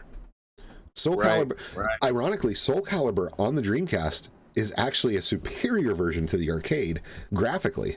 Like they took it to a whole nother level. Wow. But yeah, awesome. They have all. I mean, they had Daytona, Daytona USA. Yeah, right. I mean, there are a lot of strong arcade titles that the Dreamcast Fighter, right? Wasn't all the Virtual Fighter games were That's awesome. Yeah. They definitely they were the arcade console, in my opinion. Sure. I hate to say they kind of were a little bit weak in the other areas, but if it was an arcade game and it came to the Dreamcast, it was fire. Right. It was awesome. That's awesome. That's really cool. Yeah, Marvel versus Capcom. Oh yeah, right. Yeah. Another Oh yeah. Loved that game. Absolutely loved it. In the arcade again. Right. I do think Nintendo. I think their quality control, like you'd never hear about batches of, except for Joy-Cons. We won't talk about Joy-Cons, but you don't hear about batches of their hardware just being bad. Like Red Rings of Death and this and that, the other. You get from all the other consoles, and it's that is true. I do think that they had superior QA for sure. Plus, this is one of the eras where Nintendo actually came in stronger than PlayStation as far as actual hardware performance. They had a stronger console than the PS2. Right. It could push better polygons, better frame rates at higher resolutions. The only thing, this was the start of, in my opinion, this was the not really the start, because we talked about the N64. Their storage formats are not the most well thought out. No, they stayed with cartridge when CD happened. Right. Now that PlayStation and everybody went DVD, GameCube is like, how about we use the mini DVDs that are 1.5 gig? Which actually put them on the same track as what the Dreamcast, because they had the gigabit disc or gigabyte discs. Right. GD-ROMs. That's awesome. That's cool, Apple Bloom. I didn't realize that. They dropped a bomb on a Game Boy and it's still playing Tetris. Wow. That's awesome. Wow. Doesn't everybody that's gotten a Game Boy play Tetris at one point? Like, it was the packing game. It's a rite of passage. But, yeah, it's like, dude, it's just like you have to play. You have to. So one thing I did like about PS2 that I don't think that, which obviously didn't really apply to Xbox or Dreamcast, I guess, like the backwards compatibility. Yes. Since PlayStation 1 was kind of ahead of its time, they had that ability. They could do the backwards compatibility, and like we were talking about earlier, it wasn't even a question back then. It was like, it's backwards compatible. It was like, and like every PlayStation 2 that was coming out was backwards compatible until they got to the Slims and stuff, and that got. And you had the different styles. It was interesting to do the different media of the PlayStation 2 discs. I think there were like 3 of them. There was like a black, kind of like the PlayStation 1. There was like a blue, and then there was just your traditional like silver. I think like your like that grayish CD look. Yeah, right. But that I always loved that, because I still had all my PS1 games. Well, most of them. I had traded some of them in, but it's like, it's nice to see a console do that. Xbox obviously didn't have anyone before it. Dreamcast and GameCube were cartridges, so they couldn't they couldn't do it, you know. So well, technically Dreamcast was Saturn before it. Oh yeah, that's right. But, it was Saturn. Yeah. But Saturn was such a weird architecture that right. I think them moving forward to make the hardware what the Dreamcast was, I think, well, they also came in at only a $199 price tag too. Yeah. So they hit a low price tag. So I think that was one of the concessions. Right. That was the backwards compatibility. I forgot all about Saturn. Yeah. Like, wow, that's funny. It's because we didn't really talk about it last week. It was like, it really was the sad third wheel of that generation. I'll tell you what. You want to start a poll? See what everybody thinks. Sure. Yeah. Let's see here. See what we got. Of course, I don't have my creator dashboard up. I got smart and I actually set mine up this week because I didn't have mine. All right. New poll question. Favorite we'll go favorite because with these you can't really say best because they all excelled in certain areas. This is true. They all actually brought something unique to the table over the others because let's see. I can't type and talk at the same time. I know. I'm the same way. No, each one definitely had their unique sort of like thing about them that made them unique. Like, today, as these properties, especially like as the titles start getting closer and closer together, I mean, it's like, man, right. Like I said, is hardware going to be different moving forward? I mean, it's like they almost use the same chips, they use the same graphics chips, they use the same, it's like, right. It's crazy. All right. Unreal. Favorite console and start poll 10 minutes. I like it. So vote, chat, vote, take your pick. What's your favorite? But yeah, I mean, some of the things that set them apart though, where they each brought something unique to the table. Like I said, Dreamcast, they were just pulling their arcade properties and just saying, here's an arcade perfect port. And it's exactly what you play in the arcade, if not improved because they polished it up for home. Sure. But then you have PS2 where, I mean, the fact that they're like, here's a DVD player. Right. When DVD players were still in their earlier infancy, not their infancy, but they still were not as common to where you almost could get a PlayStation 2 for what the good DVD player costs separate. Right. Yeah, and that's true. And being able to do multifaceted things. Right. Mrs. That was the generation before. That was the Nintendo 64. So it would have been GameCube would be its new version, I guess. Mm-hmm. But yeah, like and going forward into even further, when Xbox went with like HD DVD versus PlayStation going with Blu-ray. Oh yeah, right? In the future, and so that continued to be a trend, and be a thing. So, but you figure the OG Xbox, the fact, like we were saying, they're like a PC. They had the hard drive in them, so you were doing custom soundtracks and games, and not to mention the fact that was the birth of Xbox Live. I mean, right on that console. For sure. I was never a member of Xbox Live back then, but our friend Ghost, he was one of the, like, I remember when he first got it, when it first became a thing. So he has had his gamer tag since that's awesome. Back then. Cool. And it's nuts. Cool. And then you have the GameCube, who they were killing it with their first party titles. I mean, you can't even really compare. Sure. Some of the like Mario, Zelda, that type of stuff. Yeah. Oh yeah, and then exactly. Dreamcast with the VMU. Oh right, yeah. The VMU was way ahead of its time for sure. Basically, a memory card that was also a Tamagotchi, and did other displays in the controller. Segata Senshiro, the man, the myth, the legend. Oh, for Saturn in Japan, 100%. That's interesting. They had to have the cartridge fused into it. That's unreal. That's a PR stunt. So that's painful. But Xbox Live. I think that's the original Xbox is where I got the 24. Also, that was my first console. I forget what it was on PlayStation, if we even made them. I don't know. That was another big thing thinking Xbox too is they did first 1080i game graphics. Like their games and their output would scale to 1080i, so you were actually hooking it up high definition. The other consoles like GameCube did, you know, their 480p and stuff. PlayStation did their 480p. Right. But yeah, but you're right. Dreamcast had a VGA adapter. I used to have that. Yeah. I used to have it hooked up to a computer monitor. That's right. Yep. I think Xbox got one eventually. It was I think it was a third party though. I don't think it was ever an official official one, but yeah. Dreamcast did have Resident Evil Code Veronica. Was Code Veronica on GameCube too? No. Code Veronica was Dreamcast, and then I think it ultimately came out as Code Veronica X on PlayStation. Oh, gotcha. Nice, very cool. I have heard that the light gun games on Dreamcast are phenomenal. They're really fun to play. So and I love those games. I still have my light guns. I'm actually shocked they still work too.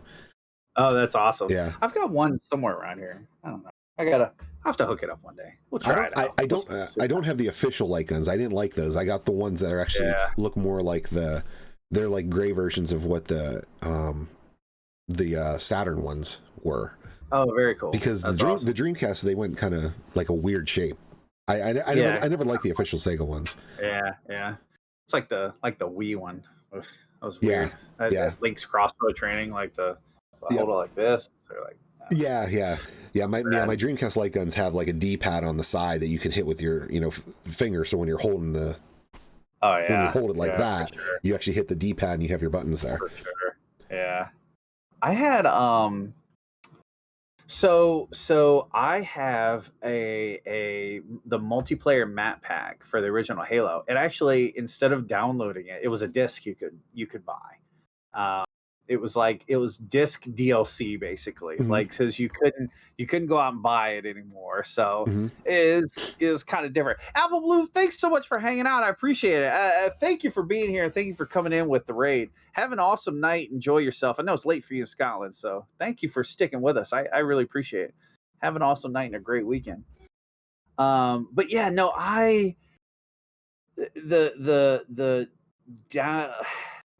forced to do DLCs, day one DLCs. Yeah, it's like this stuff. It wasn't a thing. It didn't. Right. It wasn't. In fact, if you wanted updates, usually it came on a disc for people that didn't have the internet connectivity. You know, and it wasn't required that you had internet connectivity. Yeah, the game that you bought was indeed the finished product. Right. They're like, here you go. Here's your game. You bought it. Yep. But and then Fan, you're right on the Dreamcast. Yeah, the emulation that the Dreamcast did, because it was basically like a little Windows console. Right. You could run. I remember the Bleamcast, the emulation disc. Yeah. Right. Play PlayStation games on it. Yep. Yeah, there was that was a good era for, you had HD Advance on PlayStation 2, where you could put in the larger hard drive with the network adapter, right? And then you could load games to that. It was a good era for modding consoles. XBMC was like huge, Now Xbox Media Center is like, it's funny, the people that that install XBMC on their Fire Stick or whatever, they don't even know what XBMC stands for, but it's like, it's Xbox Media Center. It's the old school Xbox, man, the original Xbox. So it's really cool. I'll tell you this. So I'll tell you my story on how I got my original Xbox. So I was an E3 Airman First Class Chislett, young, just ready to take on the world, And the base I was stationed at had a recycling center, and we as a young airman, we were always tasked with extra duties that were awful. So taking the trash out was one of them. Getting all the stuff to recycle center, stuff like that. I'm 100% telling the story. So when you go to the recycling center, they had actually white collar convicts that were working at the recycling center, sorting all the trash and the recyclables and things like that. So it was they were in their beige onesies, and they were there was never any hardened criminals, but they were locked up. They were federal criminals. So we get up there, and I get to looking, and in this bin is this massive amount of bottle caps. And I'm like, what is going on? Like, what is? And they're like, yeah, we can't recycle the bottle caps from the bottle. So we have to take the bottle caps off, and then we recycle the bottles. We put them through the machine and everything. I was like, huh, what do you do with the bottle caps? They're like, yeah, we just throw them away or whatever. And I'm like, the Xbox Mountain Dew promotion was going on at the time. And I'm looking at like 100,000 green bottle caps. I'm like, hey guys, like I would absolutely love if you could get me some of these Mountain Dew bottle caps. And they're like, dude, we can get you thousands of them literally every week. Like, it's no problem. And I'm like, huh, okay, well, yeah, how about this? How I just come back next week and you throw them in a trash before I pick it up? And then it was like, yeah, but what are you gonna do for me? And it was like, all of a sudden we're in the prison yard, and it's like, yeah, but So I was like, well, I mean, what do you need? And they're like, well, we haven't had Burger King in a while. So I went to Burger King.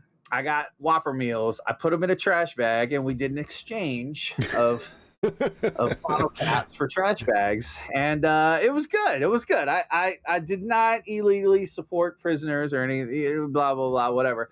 However, 3 of us got Mountain Dew Xboxes. Wow. and we got enough. Cool. We got enough codes to enter it in, and that's how I got my original Xbox. And dude, I'm telling you,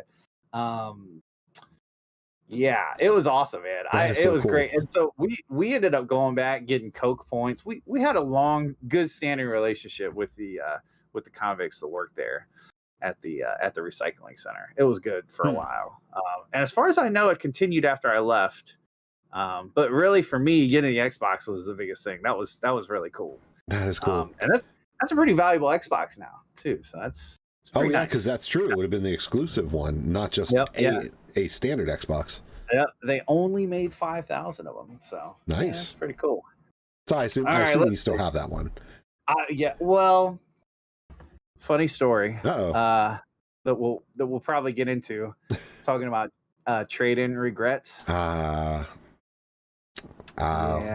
No, I feel you. I don't. It's a $1,000 console all day long, and I don't still have it. Yeah, I'm very sad. Very, very sad. But we'll get into that. We'll get into that sadness in another episode. So my poll ended at a tie. Okay. My poll actually ended at a tie. Mine came Dreamcast first, PlayStation second, and no votes for the other 2. Oh wow! I got GameCube and Dreamcast 1 and 1. Yeah, so that's. I mean, I'm okay with all the consoles. I don't have that strong like or dislike for any of them. This was the generation that set us into motion for where we're currently are with consoles. Right. Absolutely. Right, this was the beginning of the momentum to get where we are now. Right. Absolutely. I hear you. I think GameCube the titles that were made. I'll tell you, Double Dash on the GameCube. I love that concept of being able to switch. They haven't really gone back to that. They've never really gone back to that co-op race kind of, so I always liked that. Thought that was interesting. Yeah. But yeah, you figure though, I mean, as far as this being what springboarded us into the current options on these of the nowadays consoles is all 4 of those had online. Right. All 4. Right. It became a standard that consoles are now going to have online connectivity. Yeah. I mean, that's awesome. And then, I mean, I have some notes just to make sure I make sure I hit them. So I'm admitting I wrote some stuff down. Right. So you also have the fact that this was where all 4 consoles too introduced the analog trigger for the LNR triggers. That's true. So racing games, you can actually control throttle. Right. It's a throttle control, not just on off. Right. And that's actually where I did put a little side note is for anybody who collects GameCubes and GameCube games, if you have the original generation GameCube controllers, you have analog. If you go into the store and buy one of those GameCube controllers that are like the fight controllers for your Switch or for the Wii, they skipped out on it. They're digital. They still have the soft press, but they only actually react as digital. It actually breaks games like how we were talking earlier, and this is where it's coming back up. Mario Sunshine. You can't throttle how much water you shoot from flood. Right. So like it's either you're going full blast or you don't shoot it at all. Yeah. So you can't actually just people that play Super Smash Brothers are always looking for those original ones too. Right. I'm not sure if I'm not sure where analog comes in on that, but I mean, I imagine other parts of it still feel differently. Yeah. But that was crazy. That was one of the things is I actually do not have a functional original GameCube controller. Oh wow, really? I have a third party that works. Sure. Of from that era, so it's analog triggers. Right. I do not have an actual GameCube one that functions. Oh wow, that's all. And I've gone to my local retro store and stuff, and I'm like, hey, I want to pick up GameCube controllers. Only ones they have are the one with the systems that they're selling, and of course, I'm not going to buy a whole new system. Yeah, right. But they're like, oh, we have all of these. We have all these GameCube controllers on the wall. I'm like, yeah, but those aren't. I actually got into a debate over it with them, and they're like, well, no, those are GameCube controllers. They're just like the originals. I'm like, they are not. Oh, that's awesome. Yeah. Wow. And oh man, that's I didn't think about that, but that is something that plays even today. How hard you press the trigger and how it's like it's just common now. It's like it's everywhere. Right, exactly. Yeah, you can. Yeah, and in driving games, that coupled with the analog sticks that have now become standard on controllers. Sure. Because you figure that this was the time that all the consoles introduced analog sticks. Right. Wow, that's crazy. Obviously, PlayStation 1 was ahead. They had their DualShock. Yeah, the DualShock came out later but it wasn't that great. No. They weren't. It didn't really work that well. Mm-hmm. The Infant, that's funny. So my wife later after I got my Xbox through a contest, a rigged contest, but contest, right? My wife won a slim PlayStation 2 off a box of fries during Monopoly at McDonald's, right?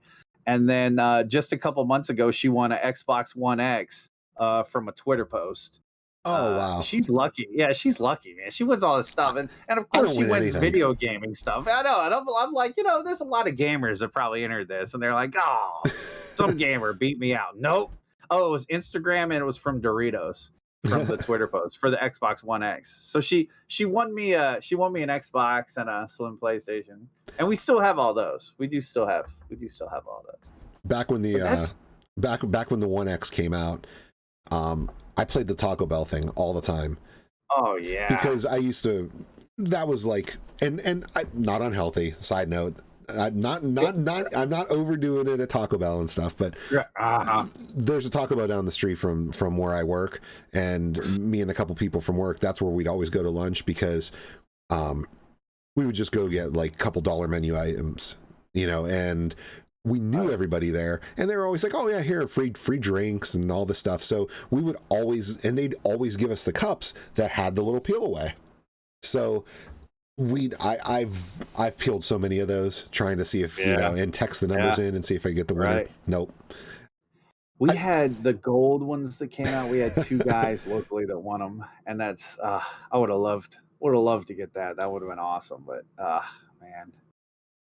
Yeah. What were some let's see. So for me, some titles on it's funny. So like I told you PlayStation 2 was my game. I played a lot of sports games back then, a lot of multiplayer stuff like that. But really when I think back to games that I played that I really enjoyed, I think about Xbox games. I loved the Star Wars Obi-Wan game on the original Xbox. I remember that game. It was so your right thumbstick became your control for your lightsaber, and it was difficult because like you didn't have that third camera, like so all your movement was with one stick. But man, it was cool. It was a lot of fun. Darth Maul was tough to beat in that game. That was a really tough one. I never finished that game. Oh, dude, I always got my butt kicked. It took me forever. The wife will tell you. Like we listened to the Dueling Fates. Dun dun dun dun. You know, it was like hours of me trying to hanging in the hole, watching Darth Maul. Like, man, I'm gonna get you, dude. Just hang on, I'm coming to get you. Ah, God, it took forever. Another one was actually all the games that I enjoyed on that were really tough to beat. I played the Punisher game. I loved the Punisher game on the original Xbox. And the next to last boss, you fight the Russian, and fighting that Russian was so difficult. Oh, I spent so many hours trying to beat that Russian. But then after I beat him, beating the boss was like easy. I always thought that was funny, but oh yeah, man, there were some good games, and from that generation, Unbreakable Taco, I love it. Yeah, see now I got myself a new nickname now. Unbreakable Taco, I love it. Hey, it's so good. Yeah, hey, I had many quesadillas. I didn't do tacos. Oh, that's even better. Oh man, you're going to Taco Bell. I tell you one series that I absolutely loved, and it was on I don't know if it was on Dreamcast or not. The Burnout series. I love Crash Mode in the Burnout series. It came after the Dreamcast's demise. Yeah. And dude, I loved those games. I bet it would have been beautiful on Dreamcast. It would have been awesome. The Crash Mode was so good. I played the crap out of those games. That was fun. That was always a good time. We need a new one that features Crash Mode, because they did away with it with Paradise. I know Crash Mode was so good. Yeah, but Cordia, we're chatting about the generation of gaming that was Dreamcast and PlayStation 2, Xbox, and GameCube, kind of comparing and talking about our favorite games and favorite systems. Speaking of, what games were your favorites from that generation? Well, since we were saying, I probably, because since I've actually owned them all in that era, in that generation, I have a few for each, I would say. Yeah. So I'll start with Xbox, since that's where we were. Knights of the Old Republic. Oh yeah. Going back with the Star Wars, that game was so good. That was phenomenal. And on Xbox also, I gotta say, one I have fond memories of playing, and it's like I loved the gambling and just the novelty of the game. Is I actually really had fun with Dead or Alive Extreme Beach Volleyball. Oh wow! Do you remember that game? Yeah, I played it a little, not a ton. The later ones got pervy. Yeah, they went more towards that. Yeah, but the original one, it was like kind of almost dating sim / because you could gamble in the casinos, so you can buy items and you can buy all this cosmetic stuff, and then you play the volleyball games, and it was fun. It was a lot of fun. And then of course Burnout. I mean, Burnout Revenge was man. I loved it. Yeah. Can't remember any 90s games. Oh, I'm sorry, not Burnout Revenge. Burnout Revenge was 360. Oh yeah, you're right. But yeah, what was it? I think it was just Burnout. Yeah, it was Burnout and Burnout 2, right? Yeah. And then it went Paradise or Revenge. There was Revenge. There was there were multiple Burnout flavors. So good. I love those. Yeah, Crash Mode is such a good. You could build a total game on Crash Mode and like make it online to where your scores are like published out there, to where it's like a true blue. Like so many games today, you're not going for high score anymore. You know, it's like there's so many other things to do in a game. High score doesn't really matter, but that's a game where it could really, it'll be awesome. Oh yeah, and Just a Gamer. No, Xbox was not 90s. It was 2001, I believe. Yeah. Am I right? Yeah, I think so. Yeah, you might be right. Yeah, I think so. End of 2000 at least. Right. Yeah. Right in there. But yeah, I mean Xbox, and then they had some good games. See, I was never a Halo person. Yeah. I don't know. I never got into Halo, so that one never really got me. But then, I mean, rolling over to Dreamcast, it's like I already said, they're arcade ports. And I could just play Sonic Adventure forever. I love the soundtrack to that game so much. Yeah. But yeah, I had lots of fun memories with the Dreamcast for that. And then you had the weird games, which I actually owned. Seaman.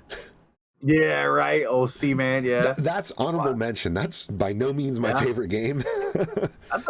that's an expensive game today too, man. That's a pricey one. Yeah, because of that microphone. I even had I don't remember what the name. I don't have this one anymore, but I don't remember the name of it. But they had a fishing game, and they had a fishing controller with the thumb button, the trigger, and the reel. Remember. Yeah. Yep. I remember that game was fun. That game was a lot of fun.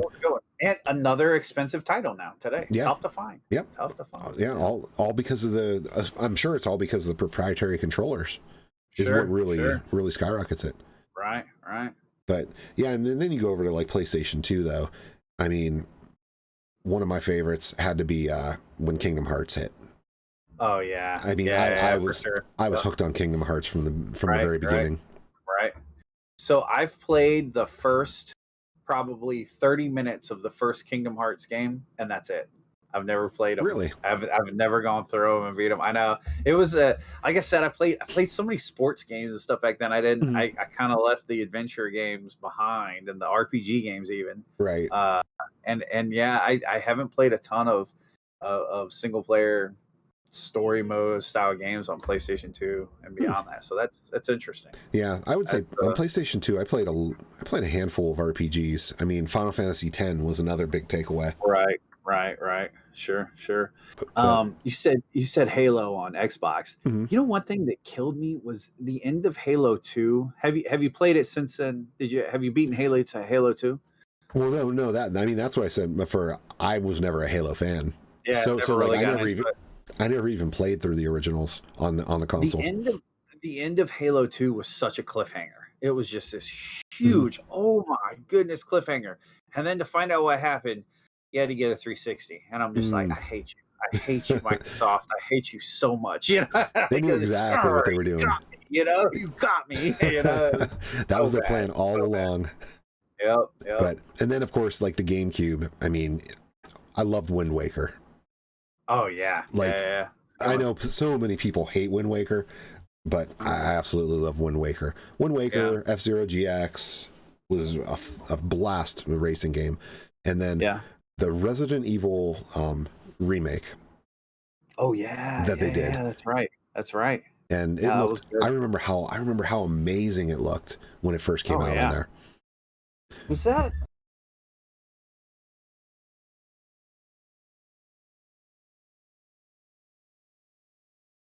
Oh no, that was Resident Evil 4. Oh, Resident Evil 4, the special edition, the Steelbook through GameStop. Yeah. 4 was on GameCube as well. But the original remake. I mean, with the new graphics and good. Yeah. But on the GameCube, I used to actually play a lot of, and I guess some on the PlayStation 2, but more on the GameCube. I used to play a lot of wrestling games. Oh yeah, yeah. Yep. Because the GameCube had their own. That they had the. Oh my gosh,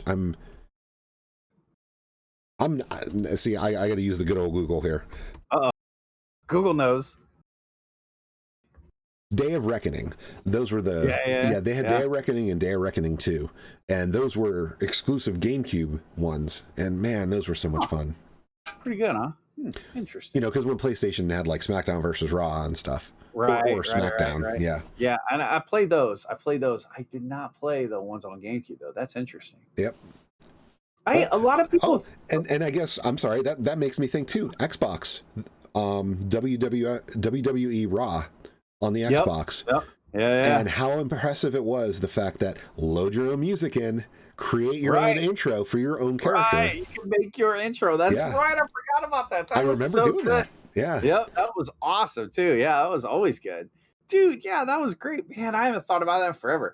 You just streamed that one night. That's awesome. Just making your own of course you gotta be careful what music you pick, but yeah, that's true. That is true. A lot of people last week talking about Mario 64 threw shade on Super Mario Sunshine. I liked Sunshine. Like I enjoyed it. Like the gameplay was Now, I think I did have one of those. I'm real curious to see the difference between not having that analog controller, like you talked, because I never even thought about that. I'll tell you what, that's the one thing that kind of throws me playing it on the Mario 3D All-Stars, because the Switch does not have analog triggers. Wow. So they actually they tweaked the game a little bit so that way it would function slightly different. So when you pull the triggers, that it would actually react the more preferred way, but still not the same as the original. It was just enough of a change. Wow. Knockout Kings on. Oh, well, that's on PS1 though. Yeah. yeah. But okay. Speaking of boxing, Dreamcast came in strong with Ready to Rumble. Yeah, Ready to Rumble was good. Yeah, and I remember Ready to Rumble on the 64. It was trash. I remember it was terrible. It was so bad. I think the PlayStation 1 tried it too. Bad. Worminator, what's up? Thanks for the raid. Welcome into the conversation. Welcome. What is going on? That was bad. It was bad. But yeah, it was really good on Dreamcast. I have played it on Dreamcast. It was good. Yeah. I cannot think of there was a Dreamcast game I played. It was a shooter. It was a Codename. I forget the name of it. Something like that. It was something along those lines. It was a light gun game. I think it was pretty good. Oh, light gun? Okay. Yeah, I think so. But then they had some other interesting ones on the Dreamcast, like Blue Stinger. I don't know if you've ever played that one. That was a weird game. That was one of the ones that it was early in the life cycle. I remember buying it, and Ghost and I actually sitting in my apartment playing it and just completely cracking up because some of the dialogue in it was just so cringe. Right. It's just bad. Yeah. That's awesome. We're talking about kind of wrapping up our discussion of Dreamcast versus PlayStation 2 versus Xbox versus GameCube. Kind of like where we are, and so some of our favorite titles from it. It's funny. I think back at I played a lot of sports games back then on PlayStation 2, which is interesting because I play almost no sports games now, but I think a lot of it too was and I think a lot of the Xbox PlayStation debate, I think having the console that your friends have is a big part of it. It's Absolutely. Like because you want to play together, and that's always kind of directed. Like really, PlayStation 1, PlayStation 2, man, but then beyond that, I always knew people with 360s. I always knew people with Xbox One. So I became an Xbox person, and it's interesting that that's kind of, I think that's the case for a lot of people. I think that kind of helps push your flow. And I mean, there's other factors. Like a lot of people hate one controller, the other controller, it's different. Now with the Xbox, so you have an original Xbox right now, right? I do. Okay. Yeah, I actually do not. That's a lesser one of my trade regrets, not as severe as your Xbox trade regret, but still, I wish I still kept it. But do you have the original controller or the S controller? I do. I have the Duke. The Duke. Yeah. I was gonna say, because I remember that I never had the Duke. I always had the S.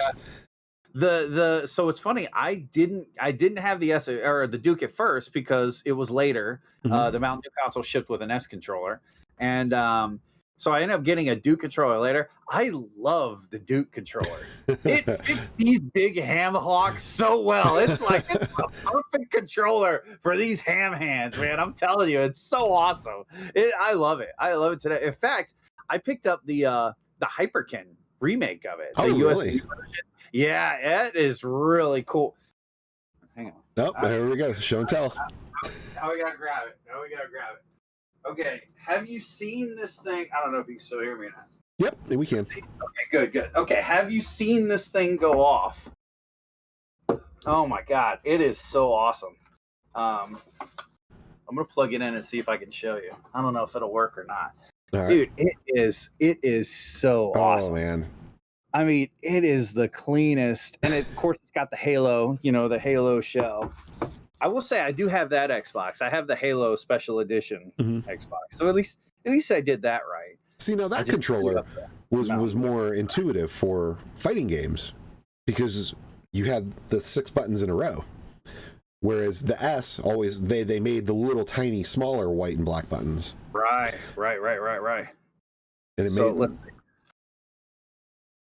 When you plug it in, it does the boot screen from the original Xbox. Oh, that is so cool. Yeah, right. Like it does the flubber, right? And then I'm pretty sure you can do it. And yeah, it'll run it again. Run the original flubber from the Xbox. I know. It's just seeing that intro brings me back. Oh, it is so good. And it's awesome. But it is a scale replica of the Duke. I highly recommend. I don't know if I'd pay the premium on it, you know, but dude, it's a cool controller. It's fun. It's a good time. Oh, very nice. Very nice. Oh, let's see. So yeah. I didn't want to cut you off on I didn't want to go crazy on the Duke. I love that. Oh, no. The Duke, I mean, that's an amazing controller. Like totally, that makes it even all the better. The one that you have. Yeah, it's fun. And then playing Xbox games, if you've got them on PC, it's cool. It's a lot of fun. It's pretty neat. It's fun to play on PC. It's a good time. Oh, very nice. But it kind of does talk about, so a lot of people didn't like the Duke controller, you know, and so when the S controller came out, there were some people that didn't like, you know. I think this kind of leads right into our next sort of topic, the evolution of the mechanics of gaming. And you know, if you look at the original Xbox controller versus today's Xbox controller, they're very different. You know, it's like it's changed a bit, but the PlayStation controller hasn't really changed that much. I mean, it's kind of kept its same flow, you know what I mean? Right. Like the layout has stayed the same. It's just gotten some different ergonomics.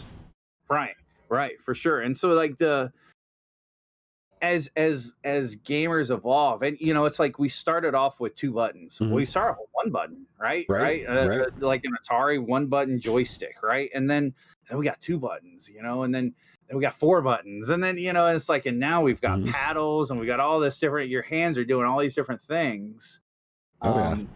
It's interesting how game mechanics have evolved from, like, my first controller was a Nintendo controller, you know, that 2 button, you know, and it's like, and now, man, I've got paddles, I've got triggers, I'm doing all this stuff, and it's crazy to think. I never would have imagined back then, you know. And it's like, and it's not just controllers too, like other stuff has changed, you know, like.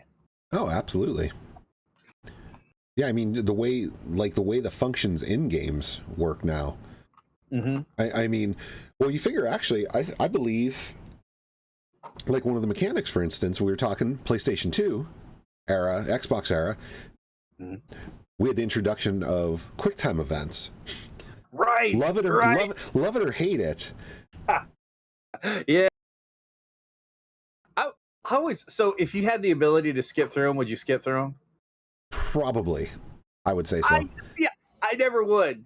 Everybody I play with is always skip, but I'm like, after I've played through them, you know, at least once. Like I would want to skip them like a cutscene. Good. But yeah, it's like cutscenes now, and like the dude, like so many people I play with, let's just skip it. I'm like, no. Yeah. Like, so no, I'm here for the story, man. so for anybody who's not sure what we mean by QuickTime events, those are where your perspective in the game changes, gives you more cinematic view, and something occurs that triggers you to say press X, or press the A button, or and if you don't do it, your character either dies or you end up on a different path than you originally would have taken. Right. Usually dies. Usually died, yeah. But I believe what was it? Resident Evil 4 did that a lot. I believe had some QuickTime events. Yep. With Leon and Ashley in it. Oh yeah, tons of them. Hey Ghost, how's it going? Ugh, so did Resident Evil 6. I don't want to talk about Resident Evil 6. Yeah, Resident Evil 6. Oh my gosh. Running across stupid boats. Running across boats in the middle of a firefight. Oh, I will never play that game again. I'm glad we played it. I'm so glad we beat it. Yeah, I'm glad we put the bed. I ain't going back. There's no way. Yeah, it's like, but yeah, they kind of did start sort of in this generation. You know, it was that timed Tomb Raider. Didn't Tomb Raider have that kind of element built into it in the PlayStation 2? I don't remember it so much in PlayStation 1. No, I don't think it happened until like PlayStation 1 had the ones that were more the numbered series, but then when they got to the individual titles, that's when then it was you kind of had that that it would like the camera would like choppy pan to the side and you'd be like, you know, like, oh, and it's like X to punch and you're like punching the snake in the mouth or something. Exactly. Yeah. There we go. A PlayStation God of War. Yeah, right. God of War used QuickTime events pretty often.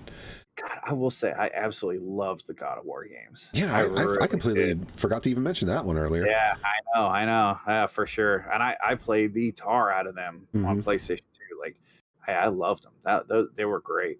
I gotta admit, I was late to the game for those. I didn't play those until the collection on PS3. Right. I played 1 and 2. Never really had a 3. And then I still haven't played the new one. Still haven't even touched it. So yeah, I loved them though. Oh, man, being able to control it, so good. Oh yeah. So good. Yeah, those were some good games. All right, back in that era. But yeah, I mean, so for control wise, it's like you had that. The QuickTime events, you had the fact that we've seen with the introduction of the second analog sticks now. Right. We no longer have hit this bumper to swing your camera this way. Right. Although I'll admit some games still did not use the second stick like they should have, because Kingdom Hearts was guilty of that. Kingdom Hearts used the bumper still. Yeah. Xbox Obi-Wan was the same way. Yeah, even though they had another stick. The other stick was... They used it for another function. Right. But tank controls for third person. Yep. Like the OG Resident Evil versus like Resident Evil 4. Yeah, for sure. And then it's funny, Hypervenus said the Wii nunchuck is better than the Xbox and PlayStation controllers. I could throw something. That's crazy. That's madness. The nunchuck was cool. It was a neat design for some things, but you know, you get the I saw this past weekend the Resident Evil the one that came out on Wii that had the gun and the knife nunchuck, you know, where you could really? like Resident Evil stuff. Wow. Yeah, I saw it, and it was not a nunchuck fan. Like, there were some cool games on the Wii, and I loved the Wii and the controls, but I never really liked it felt like they took the Nintendo 64 controller and they chopped it in half and spread it apart. I don't know. That's a very accurate description.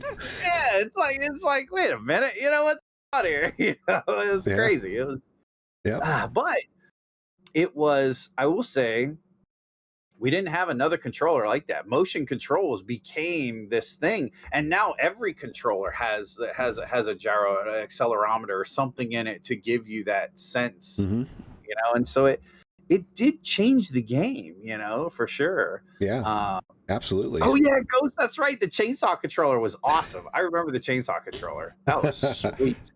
That was really cool. And you figure too, the PlayStation 2 era, that was the birth of the plastic instruments. Right. Guitar Hero. Yep. God, you had plastic all over your house. You had golf clubs and friggin' guns and this and that. They're awful. Oh yeah. So bad. So bad. But yeah, the Link training gun, Link's crossbow trainer, that was it. That gun was so weird. It like put the trigger up front, and it was very strange. But the guns where you just plug in the Wiimote, the single light guns, those are really cool. In fact, there's a lot of ways that you can port that to play light gun games on PC. Put a Wii bar up on PC. Oh, and, nice. You can actually sit there and play, calibrate it. And when I build arcades for people, I use Wiimotes a lot to do that, to do the light gun games, and they're pretty functional. It's kind of cool. So that'd be a cool thing to do. Cool controller. definitely. I think the Wii was such a successful console because of it. Like I think if the Wii had a GameCube style controller, it's not as popular as what it was. Right. I think the motion controls, the new concept of gaming, this interactive, style, it was cool. It was good. And yeah. Oh no, I was saying now since I mean we've stepped away from the Dreamcast, PS2, Xbox, GameCube era, and we're just talking mechanics in general and controllers. How about PS3 with their pressure sensitive square, triangle, circle, cross? That's true. That's true. The fact that you can press them at harder harder impacts. Right. Yeah, for sure. And I think that's another thing that's and they dropped it. Like it was only on, I believe it was only on their 6-axis controller. Right. And then they do they do it on the 4? Do they continue it on PlayStation 4? I don't believe so. I feel like they definitely do that on Xbox on the triggers for sure. Right. Yeah, the triggers have been. I don't know if they do on the standard buttons. I don't think they do. Yeah, I think there were only a handful of PlayStation, like Sony games that took advantage of them too. But yeah, sure enough, they had I don't know what would you call that? Pressure sensors, basically. Right. Wow, that's pretty interesting. Yep. Yeah, I don't know. I think I'm curious to see how VR and things like that change. How is that going to morph into the new style of gaming and controls and like tactile? Like when are we going to get a real Power Glove? Not the original Power Glove, but like a glove that is actually your controller, and Right. Thanks for hanging out, Army Mike. Have a good night. Have an awesome night, Mike, for sure. But that'll be nuts, like that'll be really cool to some see. Ready Player One type of gear that you put on. Right. Yeah, like full tactile immersion type. Man, that'd be awesome. Rube Hatter, welcome. Thanks for hanging out. I would be willing to bet that in our lifetime we will probably see something like that. Yeah, I think we will. I agree. It's just the getting to realize the technology to do it. They have the ideas, but yeah, I think so. I think that we're still. So it's like tablet computing and laptop. Like I think there's always going to be a need for that keyboard. There's always going to be a need for that laptop. So I don't know. Can they be similar and different? I think so. I think VR can stand on its own. I think the Wii proved it. I think everyone woke up when the Wii started doing it. It was like, wow, that's really good. Yeah, with motion yep. All the accelerometers and gyros. Yeah. So yeah. Okay, I'm gonna tell you right now. Everybody got upset at this guy for the unpopular opinion of the week last week, and I'm here to tell you, this week I didn't pick the unpopular opinion. It's my unpopular opinion this time. That guy. That's right. That's right. So I'm going to say this once, and we're going to say it loud for all the people in the back. The Souls games are not good games. And I use that term specifically. They're not good games. Okay? Yeah, I'll let it stand. They have their merit to certain people. I will not disagree. But as a game, nope. They are not fun. They are not enjoyable. They do nothing to bring me into the fold, to make me want to. No. Yeah, I've played. I'd say 30 minutes, and I don't even think I made it 30 minutes in, and I just. Like the Dark Souls games. Yeah, Dark Souls, Bloodborne, Demon Souls. Right. Yeah. All of those style games are just games that intentionally make themselves difficult, right? For the sake of difficulty. Yeah, and for nothing more. Right. They can be beautiful, they can be amazing, they have a great storyline. If your game is too difficult to play, I'm not going to play it. Like I don't work all day to come home and unwind to a game I want to smash my TV with. You know, right? Like and I don't understand this group of people. I don't think it's a large group. I don't understand this group of people that thinks, well, I play nothing but these games, these difficulties, these, you know, and it's like, and the fact that you cannot choose to play a lesser difficulty, that's not right to me. I don't right. like that. Right. I think that's one of my biggest issues with it, is that they keep it behind that gate of, you're going to play it at this punishing difficulty, or you're not going to even get to play this game. Right. Yeah, and that should. I'll give you a good example. So I was talking earlier about Star Wars, Last Jedi, or Fallen Order. Fallen Order. Yeah, Fallen Order. Fallen Order. Thank you. So Hyper Venus, there's a game. I never beat it, and usually when I start a game, I start it on whatever normal difficulty. I don't increase it. I don't reduce it. But I did reduce that one down, because even at the regular difficulty, I found myself getting frustrated at parts. Like, because I want to play the game for the storyline. Like, I want to enjoy the storyline. And I will say, the game wasn't that difficult. It's not a difficult game. It got to points where if I have to do the same thing 3 times, I'm done. Like I want to get past it and move on. I'll say other games that are like that. The newer Tomb Raider games that have come out. Really? The puzzle solving aspect. Well, so I enjoy the puzzle solving aspect. Okay. But it gets to the point where, and not, it only happened once, but there's a point where you run around and you were looking to trigger this one thing, and what it did is it triggered a sequence where you had to jump and get this and do all this. My game was messed up so where it didn't trigger that sequence, and I ran around for an hour looking for this. Okay. Thing. Okay. Not the difficulty so much. Yeah, no. No, I don't find Tomb Raider is difficult, but like when it's a game where you have to do a certain series of things, that killed it for me. That killed the whole game for me. And it was like, and it has nothing to do with the development of the game, the how difficult or easy it was. It's just because I had a glitch, I've lost it. I'm like, I got so mad at man, that sucked. It was the worst. But like even with retro, dude, I'm Game Genie.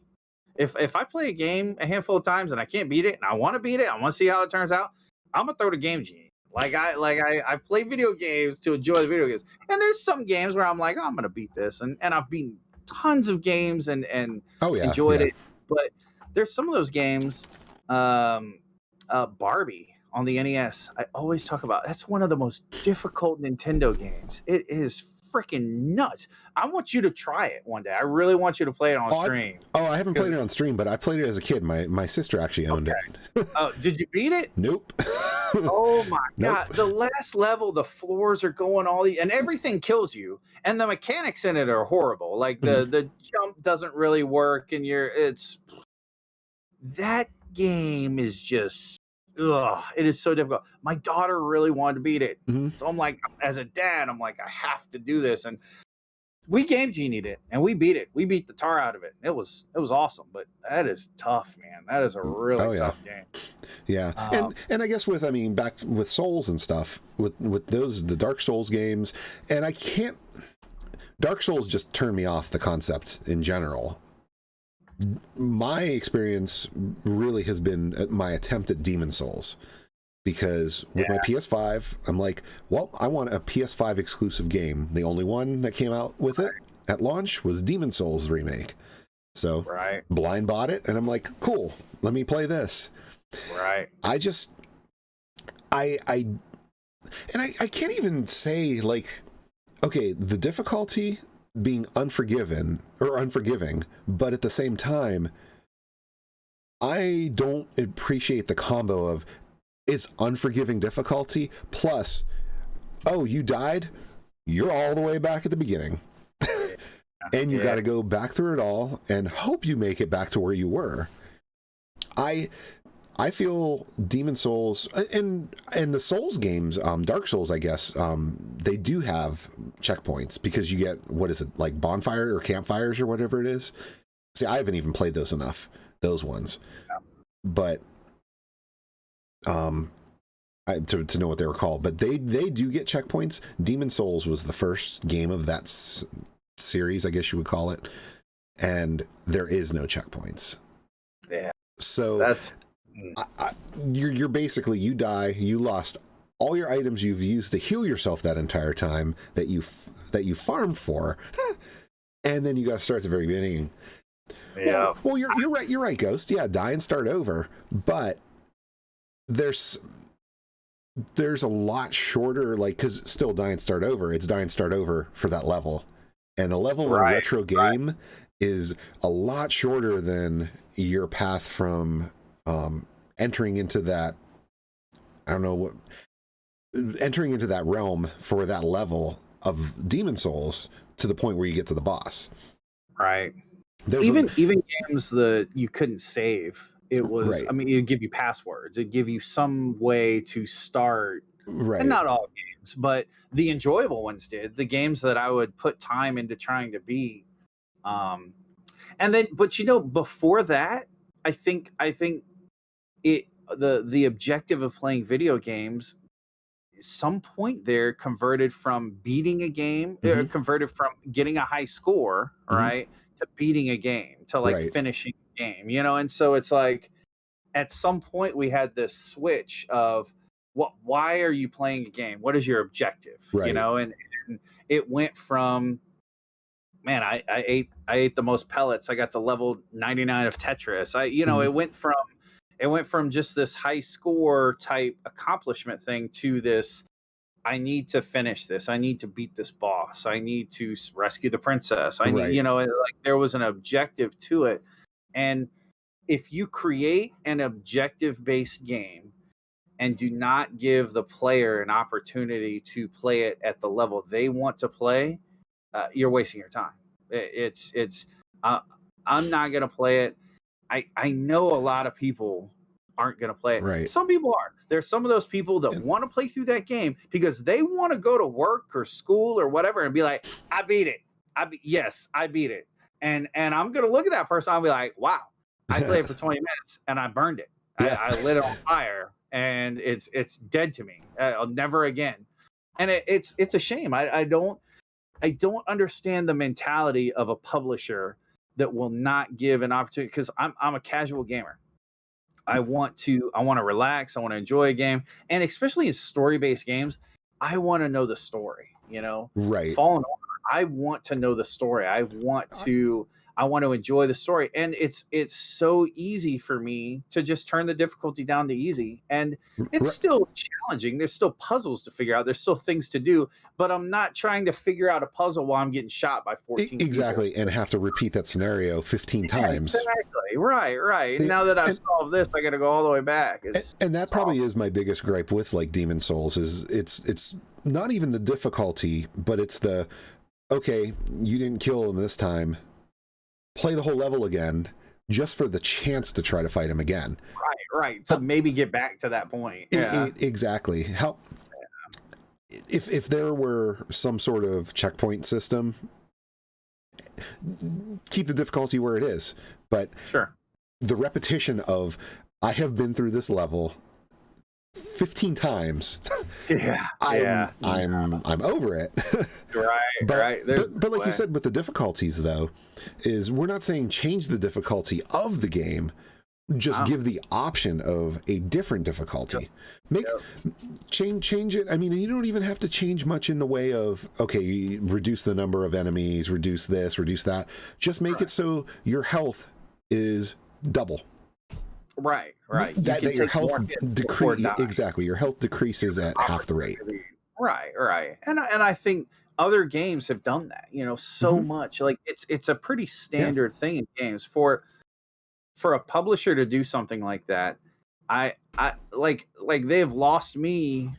I'm never going to play one of their games. Like 3 years from now when another one comes out, it's not even on my radar. I don't care. Like I'm not going to touch it. I don't need the frustration in my life. I got plenty of games I haven't played, like we talked about earlier. You know what I'm saying? Tons, So it's like, yeah. No, I do. I understand that that's an unpopular opinion, and I understand that people feel like, well, that game wasn't built for you, so move on. And that's fine. But I don't understand how a game like that, like, okay. And we do stand by that this is indeed our opinion. We're by no means the authority saying that those games are not good. No, I get it. But and it's in our opinion. Games are made for different people, and I don't have a problem with rewarding someone for beating a game at a higher difficulty. I think it's really cool when I hear about someone, even when you beat a retro game, that it's like, wow, that's really tough. Dude, the Mega Man's the other day was like, wow, that was, dude, with all the lag and the stuff you're doing. Those were thrown the controller a long time ago. Those were oddly tough. Yeah, right. But it's like, man, that's like, wow, dude, that was awesome. That was really cool. But I think the way Xbox and PlayStation, achievements and things like that, those are really neat. That's kind of a cool thing to have. But you can't take away an experience. And again, my opinion, you're selling yourself short as a game producer if you're taking away an experience from someone because they choose a more casual playthrough. Let them experience the story, let them play the game. Look, if I want something really difficult, I'm going to go play multiplayer. I'm going to go play against people out there in the world that are 12 years old and they got 40 hours a week to play video games and they destroy me on Call of Duty. It's like, if I want that competitiveness, I'll go do it. But story-based driven games, I'm here for the story. I want to get immersed in it. I want to become the character. And you're not letting me do that when you have that difficulty. It's just not good. Good point, Ghost. Good. Yeah, with Hellblade, you're right. Hellblade had some questionable events that happen in the game to where you better learn how to do this because you're going to die and you die. And then you got to start over and still try to figure it out yourself. Yeah. No, you're absolutely right. Yeah, there are definitely elements of that spread throughout all gaming. I mean, they all have their moments, but it's, to me, like, that's where my issue comes, is it's a game built almost around that. Is what gets me. But yeah, it's painful. Painful. So that is my unpopular opinion for the week. I think it's a good one too. Yeah, it's a good one. One of these weeks, I know I'm not alone. No, for sure. One week, I'm excited for the week we come up with one we don't agree on. That'll be good. Oh yeah, that'll give us a good debate. That'll be good. But so far, I feel like we're pretty much on the same page. I think that's because we're both approaching it as we're casual gamers. Yeah, it's like, man, we're avid gamers, but we prefer to play the games casually. Yeah, exactly. I just want to cruise through it. But yeah, dude, I'll stand behind Game Genie. I love Game Genie. I love being able to just, Oh yeah. But yeah, 100%. I think those games, they might have a place somewhere, but it's not in my game room. Not on my consoles. That's for sure. Well, I'll tell you. So we're kind of at about 2.5 hours. I'm okay with cutting here if you want to. If you want to press on, totally up to you. I'm all for the conversation. I'm having a good time tonight. This is some good. Yeah. Okay. Excellent. Because so one of the things we were going to talk about, and somebody was talking about earlier, talking about I forget who it was. Somebody was talking about a game, and I was thinking, oh, that's a good one to bring up. As we get down, like so talking about like licensed games, like games that are from IPs like movies, cartoons, TV shows, things like that. We got Mortal Kombat out, right? Mortal Kombat was like 3 a.m. this morning. Have you watched it yet? No, that's my plan for tomorrow. I've seen some mixed reviews. I'm kind of surprised. I have too. Yeah, I've heard people. one of the other streamers that I follow, he basically posted on Twitter. He said, "Watch Mortal Kombat." All I could say is one word: interesting. And with those upside down smiley faces, like to basically be like confusion. Wow, because really? And that's kind of what I'm getting. It's like completely not what people expected. Huh. That's interesting. I feel like too, and I was talking to a buddy about this earlier. If you're gonna give me, and I would totally expect others to feel the same way. If you're gonna give me an opinion of a movie, I need to know another movie that we've both seen, and I need to know your opinion of that, right? Because like, so the original Mortal Kombat movie, I liked it. I like the first one. I didn't think it was a bad movie. I think people that I can understand people today going back and watching movies, right? From the 90s specifically. It was that Bruckheimer explosions and everything had to be just so over the top, and I think I understand where they kind of maybe not, but I'm telling you, if you like watching a Michael Bay movie, thank Jerry Bruckheimer. Because he paved the way for Michael Bay and all the Transformers and all the magic. Okay, I'm telling you right now, okay? Yep. Jerry Bruckheimer was the guy in the 90s, okay? Like any action movie, any over the top, it was a Bruckheimer film, okay? And so people knock my 90s movies, I get upset, like, you listen up. You kids don't even know. Get off my lawn, but whatever, okay? Yep. So I'm telling you, I enjoyed the first Mortal Kombat movie. I thought it was great. Yeah. I thought it was a cool action flick, I remember going to the theater to see it. Yeah. It was fun. It was cool. It's so many people knocking on it. So I wonder how. Yeah, I know. I wonder how, if someone would, if you have negative thoughts of the old one and you have negative thoughts of the new one, maybe I'm going to enjoy the new one. Yeah. I don't know. I haven't seen it either, by the way. So. Yeah. That's my plan for tomorrow. But you figure though that I think that we can have a whole topic about that. I feel for a future show is just narrowing it down of the movies based on video games and video games based on movies as its own combo. Yeah, that's true. Yeah, that's a really good one because there's some really good ones. A lot of good ground to cover and a lot of questionable ground. A lot of rough ones too.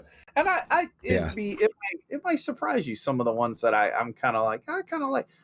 I'll tell you right now, the Super Mario Brothers movie, I didn't think it was horrible. I thought it was different. I thought it was unique. Exactly. It's more of and it's not necessarily saying we want to do negative reviews, but it's more of comparative of the movie versus the source material, or the game versus the movie's source material. Yeah. Of how well did they translate? And, but I think that's too. Right. Like you can't judge a movie that was made in the 90s or even like the early 2000s when CGI was just coming on. Dude, CGI was rough, like Scorpion King. Do we remember The Rock as a scorpion? It was not good. You know what I'm saying? And then you can't judge those with movies that were made, today. It's tough to do that. But I like that. I like that. We'll jump into that. But so we'll take the movies section and do that then. I like that. Yeah. But specifically today though. Yeah. Yeah, for now, I mean, we would figure licensed games as far as the other end of the spectrum, like based off cartoons and comic books. Right. So right. You have things from all the Capcom titles that are like the Disney afternoon games, DuckTales, all that sort of stuff. Oh, yeah. But then you have the comic books that are like Ninja Turtles and Captain America and the Avengers, and I'm only even speaking of retro, but coming all the way up to current, like you were saying about the new Avengers game. Yeah, for sure. The new Avengers game was one that, and I haven't played a ton of it. I tried it. I do want to play it. I'm a huge Avengers fan. I love my whole wall here is. But it's interesting too to see, how those games, like with the licensing stuff, like even going back to talking about like console exclusive stuff, like are we going to get to the point where some titles are console exclusive, like the Spider-Man game. Right, Spider-Man, yeah. Right? Like, dude, man, beautiful, amazing game. I have a PlayStation 4. I didn't play it, you know? And it's like, and I love Marvel. I would have totally played a Spider-Man game. Like, it looks so fluid and so good. So, I don't know. Is it kind of weird that, is it kind of strange that you see some games like, okay, so we've had Avengers and X-Men games on consoles forever, right? Like we've had I mean, all the way back to NES, even had Wolverine. Yeah, right. Oh, yeah, LJN. Yeah, basically king of the licensed games, LJN, as far as how many they put out. That's true. But, man. Yeah. It seemed like every single one of their games was from an IP, from a movie, from a TV show, and But it's like, you know, at what point? And then think about the Lego games, like the Lego Star Wars, Lego. Yeah, so there was like a twist on a game that was a movie with toys. It's crazy because now you have Lego licensing, you've got Star Wars licensing, it's crazy, right? Right. And those and I feel like with licensed games, for instance, that's one of the I actually didn't put that topic down as a sub point, but licensed games, they're a product of their moment of release, but those licenses are going to dry up. Yeah. We're not going to see, I think it would be really tough for us to see all games that were licensed ever get a re-release on later systems. I mean, I have this, for instance, for my PS4. I have Mutants of Manhattan. Right. Done. License gone. Yeah. Cannot get it digitally, and it's that type of stuff that with licensed games I feel is a really sensitive area for, especially when you churn out a good one, because that was actually a really fun game. Yeah. The same goes for I don't know if it was the same developers. I think it was they did the Transformers Devastation, where it looked like the like the G1 Transformers. That's right. And those, it's like all these licenses, it's like we're not going to see the possibility of like re-releases, remasters, collections, or anything like that. Right. Even when you get into like how many Xbox games have they not done backwards compatibility on because they can't get those licenses. They can't. So now you're not, people like to make villains out of the Microsoft and Sony, but it's not always their fault that you can't have these games back, and it's like, right. That's interesting. And oddly too, the licensed games, so they're based on IPs, but at the same time, even the ones who just contain soundtracks, right, you won't see the re-release, because one of the ones that I have is probably not over here because it's at my Xbox One, or at my Xbox 360, is Lollipop Chainsaw. Right. Because of that soundtrack, that game has not seen anything but the 360 and PS3 original discs, and that's it. Sure. And then have you seen games where they've changed music in it too? Because a license this or that has changed. Like I'm trying to think. There was it was FIFA. Oh, Ninfan, thank you for the raid. Thank you so much. Welcome, Raiders. Woo. So what about like, if like there were for a while the EA games were putting in pretty decent music, Crazy Taxi with Offspring, right? Like exactly.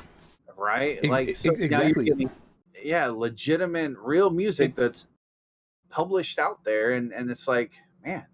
And it's one of those too. They finally brought Crazy Taxi over, because they stripped the soundtrack and gave it none of the music, which is a bummer because that was one of the best part. Playing in a sit-in Crazy Taxi arcade. If you've never done it, totally worth it. Like the music just blaring and Offspring and Bad Religion. Oh yeah, so good, right? Yeah, man. Bad Religion, right? That's who the other band was. Yeah, right. Yeah. Mm-hmm. But for me, it was always Offspring though. Yeah. Yeah. Oh, perfect. Yeah. Perfect. Tony Hawk. Yes. Yep. Tony Hawk's a good example. Perfect example. It was everyone was so excited when the games were released, and the music it wasn't there. It wasn't the same. It just great example. 100%. Yeah. And then even at the bigger to where soundtracks eventually they could swap out or eliminate, but when your characters in the game or settings are actual licensed properties. Right. Are we going to get to this point where you're playing a game and someone walks in there blurred out, Right. Yeah, right. It's like, well, you're playing the original Star Wars, right? But Mandalorian is now owned by Disney. So when the Mandalorian walks in, he's just blurred out, or like a silhouette or something, right? Thanks for the follow, Edward Bova. I appreciate it. Are we getting there? Are we really gonna? Right, because I mean, for my train of thought just derailed for a second there. With the licensed games though, you have the characters and the settings. For instance, they did the one that comes to mind is the Lion King Aladdin double pack. Oh yeah, that's right. They did not have both versions of Aladdin on it. Right. They were completely different games. Yep, that's true. And they did not have both versions because that was a weird one, because Aladdin obviously was Disney's property. They signed off on it, but one of them was made by Capcom, one of them was made by Virgin. Crazy. And so then you have the sub-company licensings. Yeah, exactly. And then because you have like developers and publishers, and then and then beyond that, like what console are they gonna like? Because a lot of the Disney games went to like PlayStation 1, right? There were tons and good games too. Like I like the Disney games on PlayStation 1 for the most part, but it's interesting. Like they didn't really go further than that. You know? It was just, man, that's weird. And so kind of tied in with it. You've got this thing now in newer games like Call of Duties and stuff like that. They're not giving exclusive content to one console or another, right? But this console's getting it weeks early, or this console's getting it weeks early. So there was one thing with one of the latest Call of Duty, a full mode of the game, like a playable mode of the game, for 1 year was locked up. Oh wow! And it was a PlayStation exclusive thing, And then by the time it unlocks for Xbox, we've all moved on to the next game. It's like these types of deals and things like that. It's like who's benefiting from that? Like I don't. Right. And it goes back. It's the same thing when you're talking about licensing games, talking about like movie theaters and their licensing agreements they have to do with the studio, and it's just it sucks is what it does. Like it's just crap, man. Like I can't stand. And I understand you want the artist to be paid for their work. And I'm not saying that. Like they deserve it, but dude, just because the studio, I don't. Man, I hate it. I really do. I think the people who suffer for is us. Like we're the ones that don't get new and intriguing things. We can't play. We can't check out. We'll never get to enjoy remastered, redone. Like there were some great games back then, and it just sucks, man. Rough. Yeah, Rodova, on the means about the exclusivity. Yeah, you're right. Exactly. They come out first on those consoles and then eventually come out on Nintendo Switch. Yeah, right. Causing you and selling it full price. Yeah, it's crazy. But yeah, I mean, with these licensed games though, it's like there's so many good games that, I mean, how cool would it be to see some of these NES games? Okay, we mentioned Switch. You have the NES Online on the Switch, but there are so many games that will never see the light of day on there because of the licenses. Yep. You'd have on the NES, I mean, games ranging from that, in my opinion, are good, like Nightmare on Elm Street. Yeah. Which is a weird licensed game for a kid's system. Be like, here's an R-rated horror film. Yeah. But I mean, that'll never see the light of day on anything ever again. Nope. The original Ninja Turtles game, that's locked onto the NES, and we'll never see that anywhere either. Right, for sure. But and there's tons of superhero ones. Yeah. There are absolutely a ton. Yep. That's probably one of the biggest IPs, I would say, for gaming. Yeah. In fact, wasn't Punisher on NES? Wasn't that LJN also? I think it was. I think so. Mm-hmm. God, man, they really did. That was their goal. They were going to go out and get them, and yep, that's crazy. Oh yeah, but yeah. There's so many games. The Punisher game I was talking about earlier on original Xbox. That's another one. Like you won't see it again. And it was a fun game. It was an enjoyable game. I liked it. I remember playing. I think it was on 360, but Wolverine, the Wolverine. Yeah. Yep. I remember that was weird because the movie was PG-13. The game was rated mature for blood, gore, and language. Right. The game was worse than the movie it was based off of. Yeah, that's awesome.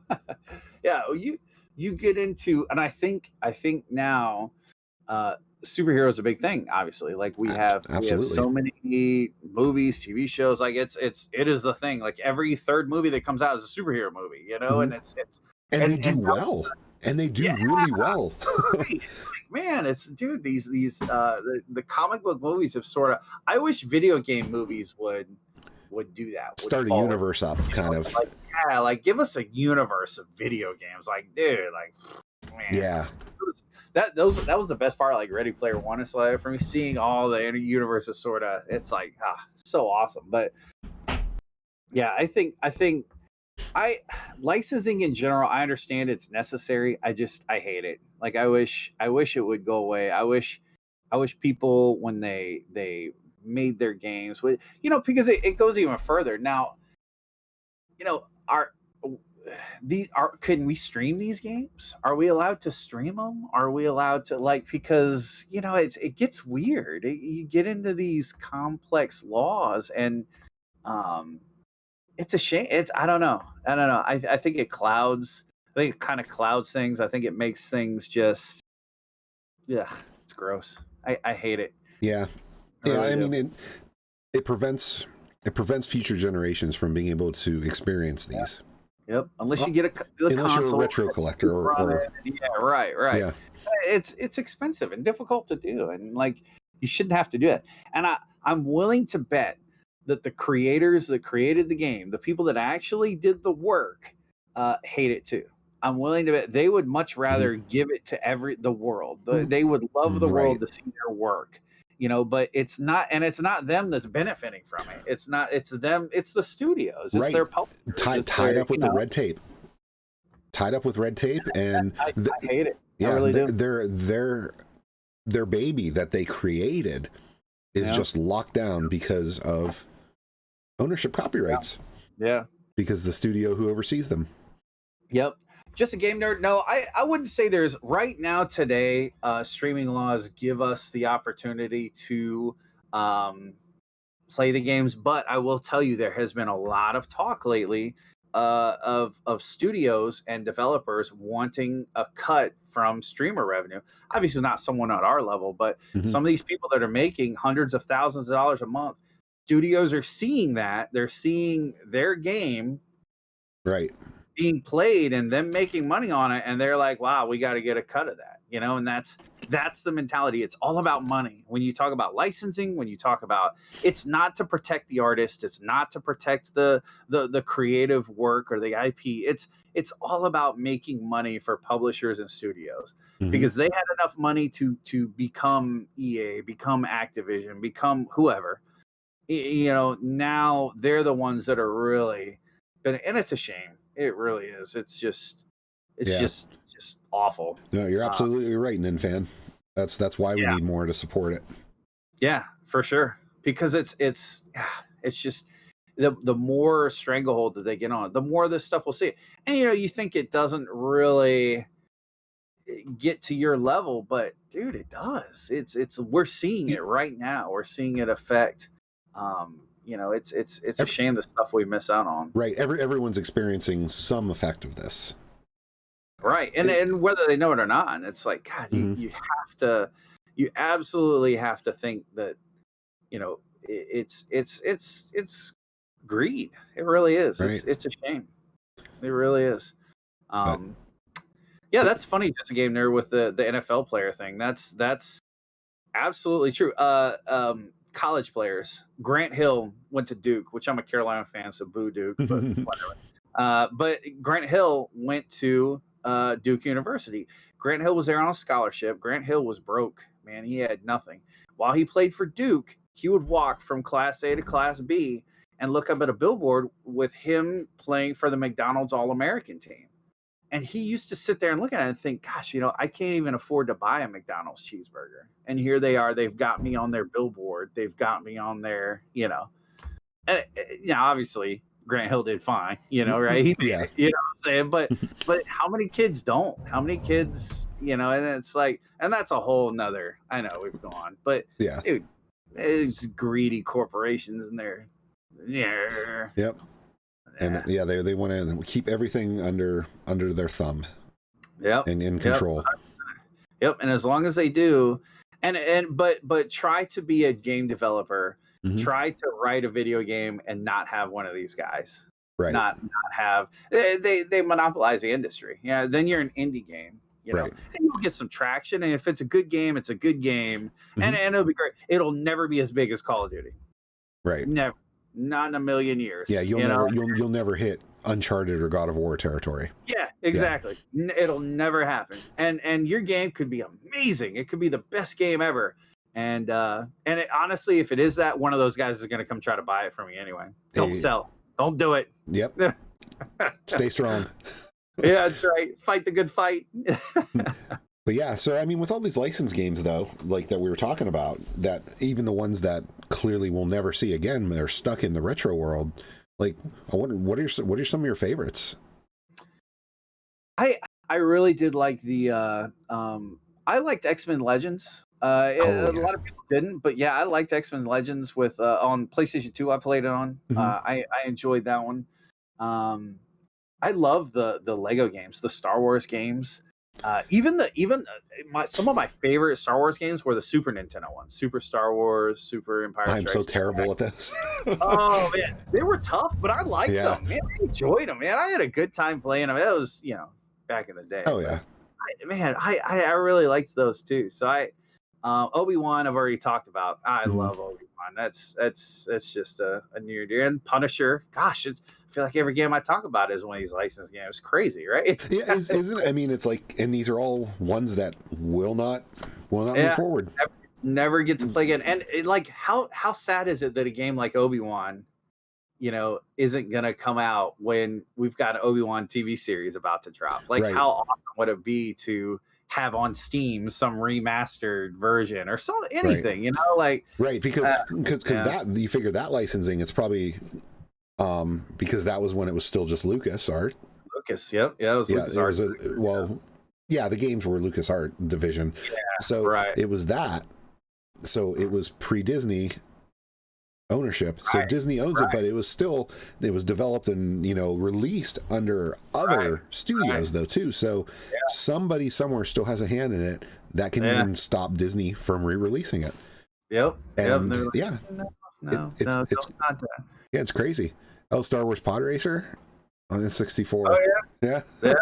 Pod Racer. Yep. Shadows of the Empire on 64. Oh, there you go. There's a 64 game I enjoyed. Everybody write it down. Rogue Squadron. I enjoyed. Yeah, Rogue Squadron. I love Rogue Squadron.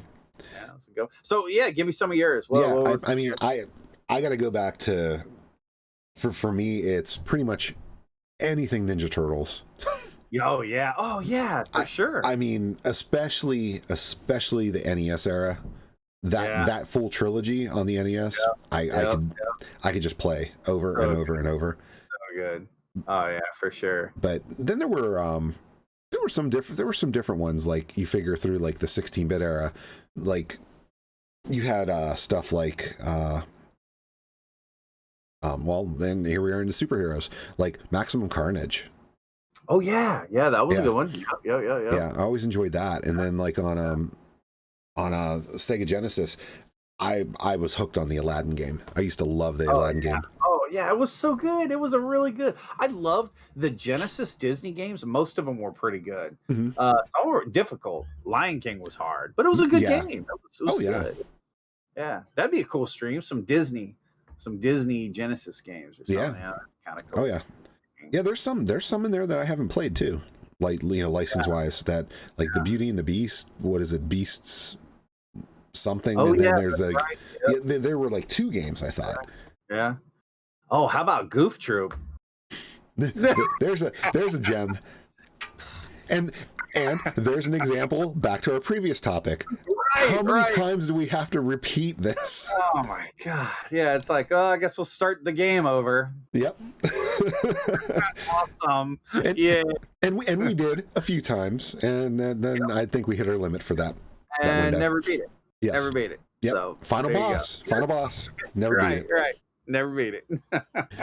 But yeah, I mean, there's some sure. There's definitely some good stuff back there and licensed. It's funny too how this transfers over. So like we went to Universal this past week. Mm-hmm. Disney owns all the Marvel stuff and everything. Disney also has Simpsons on Disney Plus, right? Well, there's a Simpsons ride at Universal. Mm-hmm. There's a Spider-Man ride at Universal. Right. There's it's like there's so much like crossover. It's crazy. And because of licensed tie-ups. right. And so you gotta wonder if there's like a Disney guy with the ears on, and then there's a guy with like a Harry Potter hat on, and they're just sitting at a big table, and they're like, okay, I will trade you Spider-Man. They're basically Men in Black. Right. They're basically sitting there with their trading cards, like baseball cards. Be like, oh, I'll give you rookie Harry Potter. Yeah, that's right. Okay, if you want an Incredible Hulk roller coaster, that's fine. But I want a Harry Potter ride. It's like it's crazy. We'll trade nothing. It's the Disney draft. We'll trade nothing on draft. Man, we ain't trade nothing. No, man. It's nuts. It's like how do they work this stuff out? And then like think about like with Sony and Marvel and Spider-Man. Like, right. How many movies did Marvel want to put Spider-Man in, and they couldn't do it because of a deal that was made pre-Disney, right? That transferred over. It's right. Madness. It's licensing sucks. Yeah. It's crap. But it's I think it's becoming more of a big thing because of the superhero stuff. I really do. I think absolutely. That's really what's driving it because of how popular Marvel Studios has become, their cinematic universe, and right. And I don't think. I think originally everyone thought, okay, the superhero fad's going to burn out quick.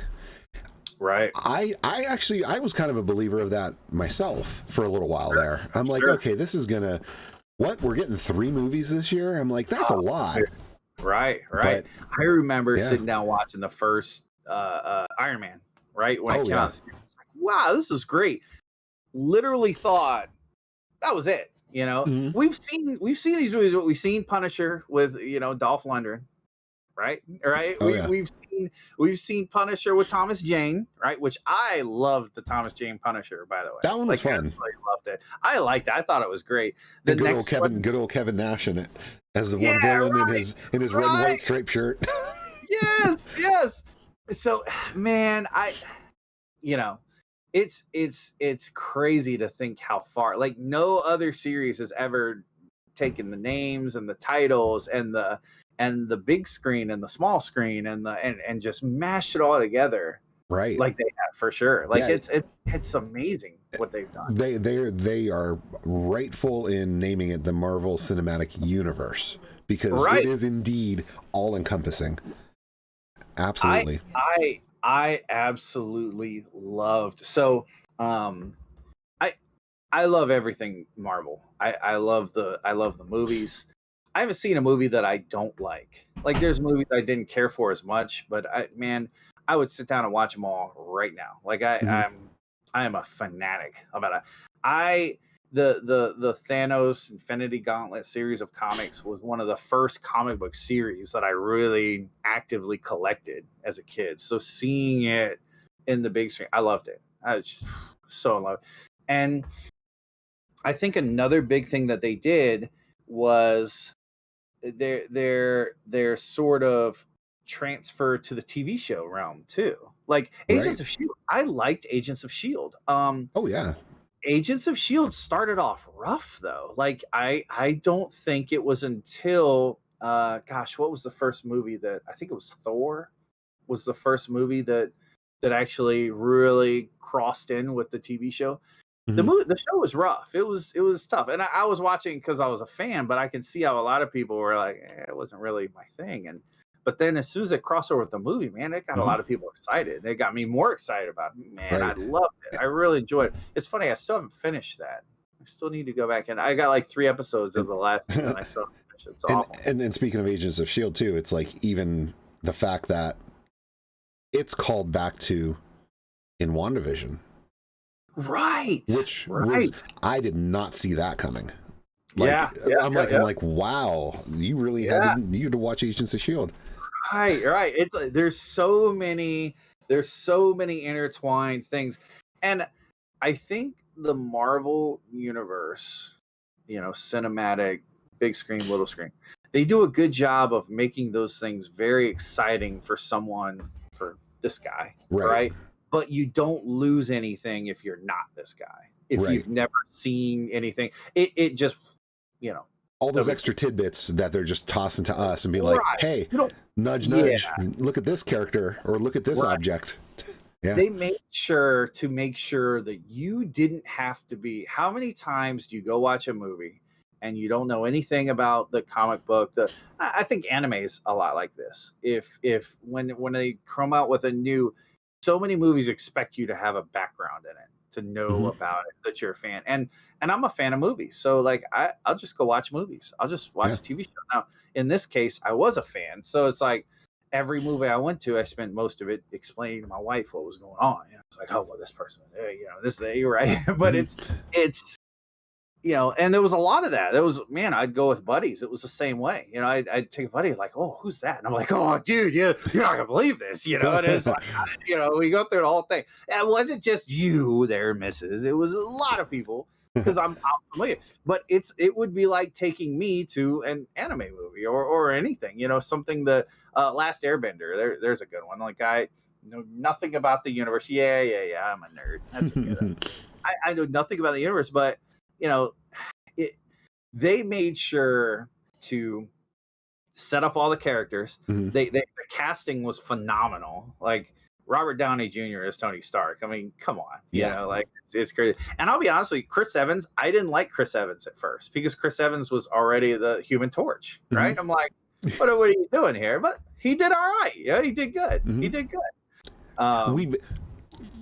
For future things with the whole multiverse looming, we better see Human Torch meet Cap. Right.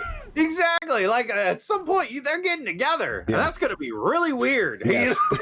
like for people who have been keeping up, it's going to be like, it's going to be quite a camera trick. I tell you. But it's like I think that they did a very good job of establishing each character. I'll tell you, the one character that didn't get their justice was Hulk. I think the Hulk movies at first were rough. Yeah. Eric Bana did the first, and I thought Eric Bana was going to make a really great Hulk, and it just everybody didn't love him. Yeah. I guess, and that's a shame because I like Eric Bana in most things. That almost fits with the odd stuff like Edward Bova. How I see you're saying about the original MCU universe that took place during the 70s and 80s. How that was an interesting. An interesting time for Marvel. Right. They do crazy stuff. Yeah. Draco, you didn't like the live action movie with Last Airbender? See, I wouldn't know anything about it.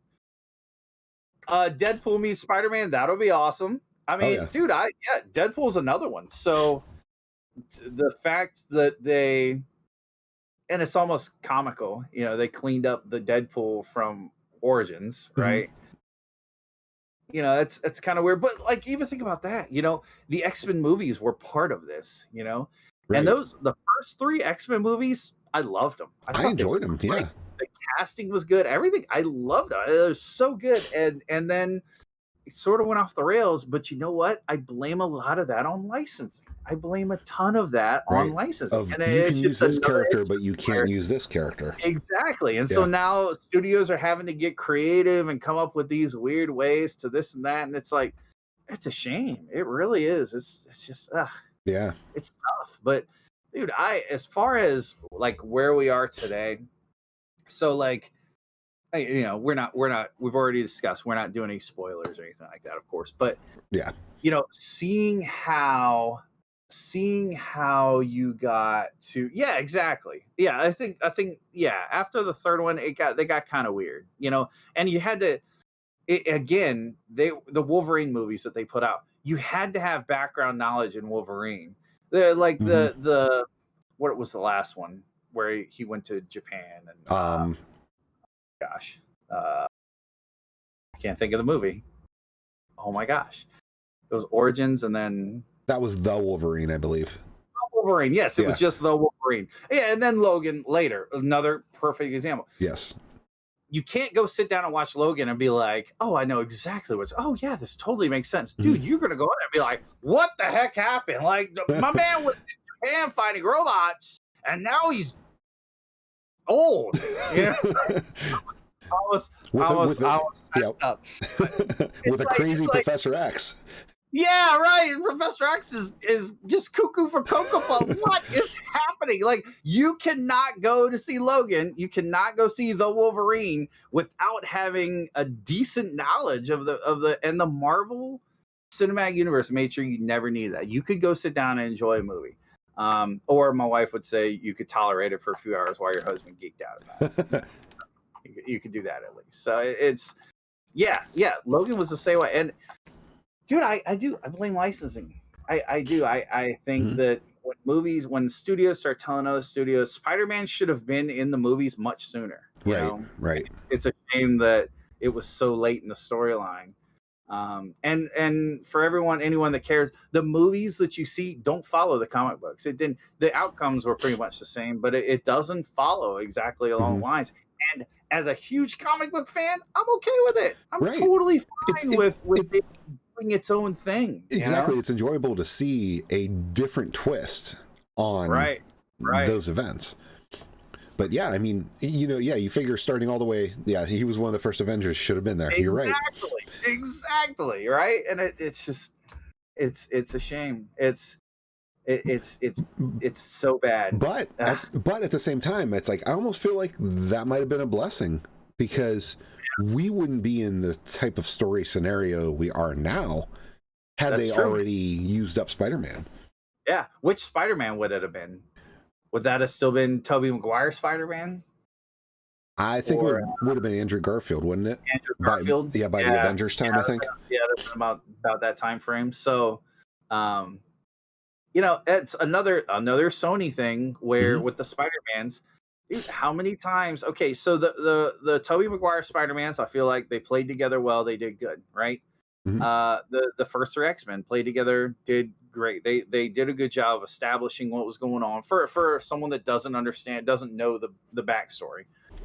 And then you start changing it up and you do these other Spider-Mans, and it's like, dude, unless you are a comic book fan or a Spider-Man fan, you don't know what's going on. You're like, well, how does this fit in with, like, oh my God, like, I don't get it. And yeah, Sony didn't do a good job of that. And sorry to say it. Yeah, that's why Spider-Man got rebooted so often. Right. so many times in that span. God, like, which Spider-Man is this again? Yeah. But it's so, whereas a lot of people don't like Disney, I am very, very happy that everything's falling under something, right? And I feel like from what we've seen so far, Disney they're doing a good job of letting them let Marvel do its thing, right? Keep making us money. Right. The Mouse Empire is pleased to bring me your homage, right? Yeah. Like so it's fine. Oh yeah, right. Oh yeah, Ed Bova. Back like how you were saying about Logan. Yeah, Logan was a phenomenal movie. It's just that the payoff of that movie was if you had some more previous knowledge going into it. That's all. Absolutely. Yeah, and that's so yeah, Draco, 100%. Spider-Man. So like us as comic book people know that. Well, this is Amazing Spider-Man, so it's different. It's just a different storyline. Trying to explain that to my wife is very difficult, who I want to go watch a movie with. And she's like, wait, no. Remember this? And I was like, okay, you got to forget all that. Like, how many times have and she's so. How many times have I was like, okay, yeah, you got to forget all that. This is totally different. Mm-hmm. Even though it's the same characters, it's the same setting, it's the same general principle. But it's different. It's totally different now, and it's like that's a frustrating thing to have to explain. And the fact that you never really had to do that with the Avengers movies was awesome. I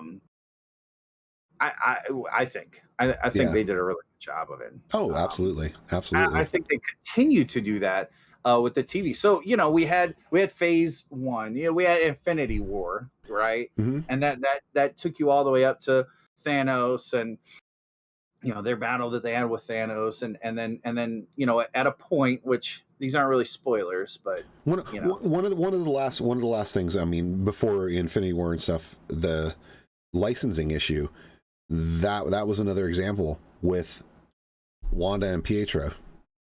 Right. Those are Magneto's kids.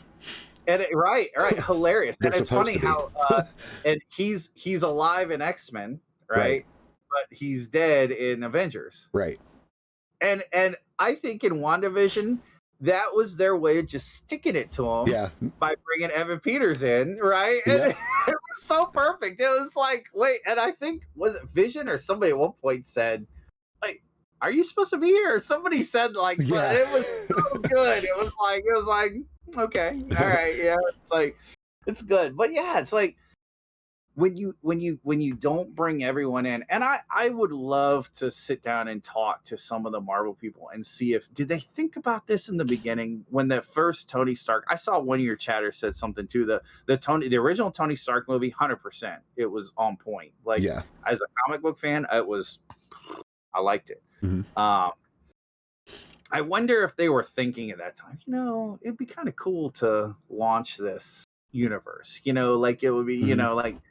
I wonder how far forward they were thinking with that. Maybe even to the first Avengers, or I don't know. But to get all these big name A-list actors together and actresses is amazing. Like that in itself is just so cool. And then to have an Avengers movie, especially the later ones, getting them each enough screen time and enough, to suit their man, dude, so good. So good. And little off, but Paramount tried to do that with the Monsters series, like with the Mummy, and that would have been so awesome. Like that would have been so good to see that universe develop and evolve. Kind of like how they're doing with the Godzilla, Kong, and the monsters. Right. Bring them all together. Yep, absolutely. Yeah, Iron Man 3 was rough.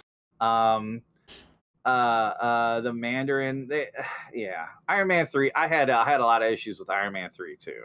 I did not like Iron Man 3. I liked Iron Man 3. I didn't like Iron Man 3. The comic book side of me hated Iron Man 3, but Iron Man 3 was not the best at all.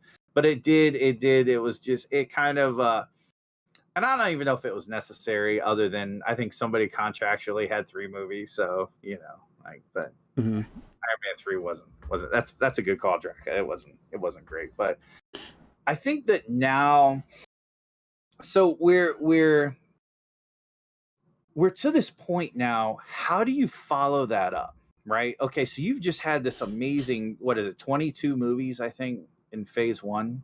Yeah. Well, that wasn't even, I mean, movies. I think it was 22. Well, that was the first three phases or whatever, wasn't it? Oh right. Because the Avengers, I believe, were the mile markers. The Infinity Gauntlet. The Infinity Saga, was that many. So how do you follow that up? I didn't see. I think 23 films. I just checked. 23. 23 films. I think the last movie did an amazing job of putting several of the prime stories to bed. Iron Man there will be no more Iron Man movies. Captain America, there's not going to be more Captain America movies, right? And I'm not saying that that's a good or a bad thing or whatever, but they took a lot of the core Avengers and we're done with those, right? We're putting them away, right? So now, moving forward from that, I think it's I don't think it's possible to recreate what you did. You're not going to strike gold again like you did with the Infinity Saga. That's just my opinion. I don't think you're going to have the casting and I don't think so, right? However, what it seems like they've done to bridge the gap between then and now is they've moved to these TV series. They've moved to these TV shows. They've moved to exactly, Drac, 100%. They've moved to this other format, streaming, right? Disney Plus, which I COVID, man, it happening when it did. These series coming out when the timing of all this was perfect. Yeah, it was really, really perfect. It was absolutely perfect. Exactly, Draka. You have gone through your prime Marvel, like the prime cuts of Marvel are, they've been out there. Their stories have been told. Their stories were great, and we've moved on. So I'm sorry. I do not want to watch a Falcon movie.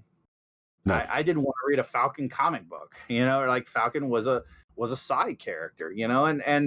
And even the Black Widow movie that's coming out. I think what really gets me with the Black Widow movie too is the fact that it's coming out. Spoilers for Endgame, but it's coming out post-mortem for that character. Exactly. It's like a flashback. The whole movie's like a flashback, and so you can maybe do some neat cinematic tricks with that, but it's just like we should have done this. Right. It should have been. To be honest, it should have been either right before Infinity War, maybe. Right. Yeah. So that way 100%. You got super invested in that character. Yeah, exactly. It would have been a good time for it. That's perfect. I feel like too. I hope they don't go this way, but hey, Randict. If we move into a new phase, a new series. Now, I think Guardians of the Galaxy with Thor is going to be great. Very much looking forward to that. Going to be awesome. We're going to be really good. But I think if we move into something, I don't want to see characters come back as a cameo to drive the movie. I don't want to see Chris Evans show up in his midlife. I just don't want to see that.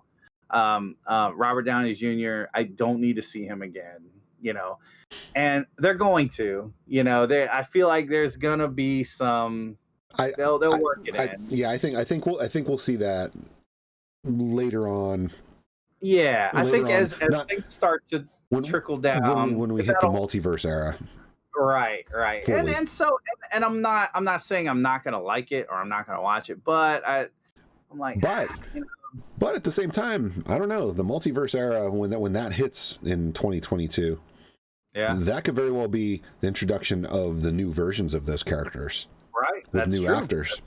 Yep. You could have new actors. You go a whole way, but I don't know how well that'd be received by people that aren't, because again, Marvel needs to do a good job of making the non-smart comic book people understand that, like it, and I think if someone other than Robert Downey Jr. comes out of Iron Man armor, people are gonna be upset. People are gonna he nailed that role. Like he was Tony Stark. 100%. Like it's just so good. And I feel like if they try to do that, it's not gonna go well. Like sometimes you should just let it be,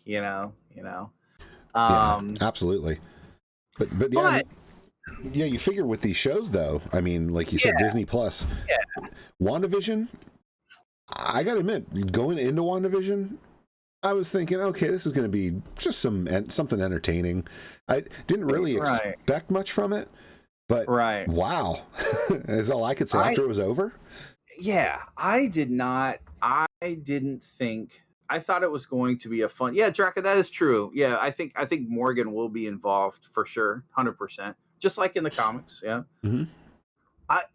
So WandaVision for me, I liked it. Again, I like everything, right? But I didn't realize it was going to be an origin story.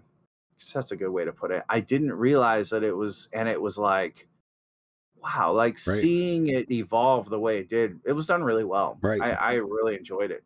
I thought it was just going to be kind of a fun, obviously not all fun. It's Marvel, you know, it's kind of superhero stuff, but Mm-hmm. but it really set up some things, you know, in the future, and it Mm-hmm. gives them a lot of directions they could go, and it was good. It was done really well. Yeah, because you kind of forget that going into WandaVision, because we've seen her, you know, a few times already in films, and she's used her powers and whatnot. You kind of forget she's only ever been acknowledged as Wanda. Wanda Maximoff, that's right. Yes. Yep. So they never called her by her comic book name, you know. Yeah, so yeah, without getting into spoilers, it's like, yeah, that's where it's like you actually got the character numerous appearances, and then they're like, oh, and then here's an origin story. Right, right. And it worked. It worked. Yeah, it did. It did. It worked really well. Doing it backwards. I absolutely love the movement right now for his last name's Wu. Who he was agent, I forget his name in the show. I know who it is. I know they think him and Darcy should team up like an X-Files in the dude, that would be so awesome. Watch it. I would love that show. Yeah, like an X-Files Marvel Universe style type. That would be amazing. Like, God, I forget his name, but agent. Anyways, he was an FBI agent, and it was he did a good job. It was good. And Darcy was just enough. I liked it. I liked Darcy's show too. That was cool. Yeah. So the other show that's out now, the last episode is on Disney Plus right now, Falcon and Winter Soldier. How do you feel about Falcon and Winter Soldier? I kind of have mixed feelings. Yeah. To be really honest, I kind of have mixed feelings about it, because I'm not sure Hey, Hot Rod. I'm not sure how much I agree with some of the things that the two lead characters choose to do. Like the stances they're taking on things, almost some of the stuff almost felt uncharacteristic, right? For their role. But, I like that. But I do really enjoy the fact that it's. I mean, and this isn't really a spoiler because the trailers, you know, give you the time frame that this is a post-snap, post-blip world. Right. Like where people are just now trying to get back to their lives. That WandaVision 5 years. WandaVision gave a good little glimpse of, you know, imagine the world lost half of its people. Half our population was gone. And then we figured out how to get through that for 5 years, and then everyone came back. Right. And all of a sudden you've got, you know, billions of people showing up, and it does a good job of showing you some of the, you know, it's not all lollipops and sunshine. You know, it's not like, you know, obviously if you lost family or something, getting family back is amazing. It's great. And that's what the movie's focused on, is like everybody had that someone that they got back, and it was so happy and it was so good. And then, you know, and then they fought this huge war in Jersey, right? Weren't they they were at the New Avengers facility in Jersey? Yeah. So yeah, huge war in Jersey, which I think after the war it still looked like Jersey. So you know, whatever. Was it Jersey or was it I thought it was upstate New York. I think it was Jersey. I'm pretty sure the New Avengers facility was in Jersey. Okay. We'll see. Maybe chat can correct me. Maybe I'm wrong. Yeah, because actually I gotta admit, geography, not my strong suit. Oh, that's funny. Yeah, I'm pretty sure the New Avengers facility, which is where they were, was in Jersey. In fact, I think it was at the same site where Captain America did his basic training, like where he did all his. I think, but that's a stretch. I'm pretty sure it was Jersey, but we'll see. Okay. We'll see. If I'm wrong, chat, you call me out. You let me know. But yeah, with the you figure them showing some of the real world, like, well, in the universe, the real world repercussions of you getting dropped back into life. Right. And all the hardships that are caused by it. Sure. Yep. And they handled that well. I think I like their banter. I like the two characters' banter. I like them back and forth. I do like the temporary. Oh yeah. I despised it first, but now I'm like, he's very interesting character. Oh yeah, for sure. Very interesting. Like I was, exactly, 100%. And Marvel does such a good job to make you actually understand people's motives and their feelings of why they're doing what they do. Marvel doesn't have a ton of supervillains that are just supervillains to be supervillains, right? Dr. Octopus, like all most of their villain stories, and Stan Lee was a genius at this. Their backstories were so tragic most of the time. You know, it was a set of conditions that just they could go no other way but to, you know, and I think that falls into like the early comic book code and how, you know, you did need bad guys to make a good story, but bad guys didn't have to be evil. You know, they didn't have to be just pure. Even Thanos, right? Thanos did what he did because he thought it was helping the galaxy. From his perspective, he was noble. Right. He did the best thing ever to and all the evil that he had to do to get there was for a good cause. So, you know, so it's Marvel does a good job of that. Like even you always, no matter how much you don't like a villain, you can understand their perspective, their, you know, and Marvel does a good job of that. I think in their comics, and that'll be a talk for another week. The whole Marvel versus DC thing. Oh yeah, why DC's just horrible at making movies, but and they're and without getting into it, there's such good content and material there. Yeah, it's just not. Yeah, and they've wasted so much. It's awful. It's the worst. But yeah, no, I think that the shows that they're doing now, that Disney Plus Marvel Studios is doing, the shows are doing a really good job of giving us something to hold us over until the next series of movies. You know, thanks for the work, Edward Bola. Yeah, Hot Rod. I'll say, you know, DC. One thing that DC's really good at, and I'm not going to stick on DC too long because that'll be a topic for another week. Their animated stuff is superb. They have some of the best animated movies and shows. Like I absolutely love the DC universes. I wish that transferred to the movies, to the live action movies, but so shows I'm looking forward. So I'll say for me, Falcon and Winter Soldier, I am enjoying it. There's some I'm seeing a lot of, and I'm not gonna get deep into this, and so please don't, you know, like chat don't. There's a lot of undertones that I wish weren't in the show. Okay, you know, there's a lot of real world you picked stuff. up on that too. Yeah, 100%. You know, and I'm like, yeah, you know, I thought it was a little heavy-handed. Yeah, at points. So I watch TV for the same reason I watch video games. It's because I want to get lost in a universe and I want to forget about the problems of our world, and I want to escape. And 100%. Like I want the fantasy. I want the and when you start mixing in some true 100% real world problems and issues, it's a downer for me, you know. And so I'm not saying it's right or wrong or indifferent. It's just, you know, I wish they wouldn't do that so much. However, the banter between Falcon and Winter Soldier, even from Civil War, when they were sitting in the car while he was getting the shield, everything, dude. From that moment, I loved that scene. Like, will you move your seat up? No, you know, it's like, oh, this is so good.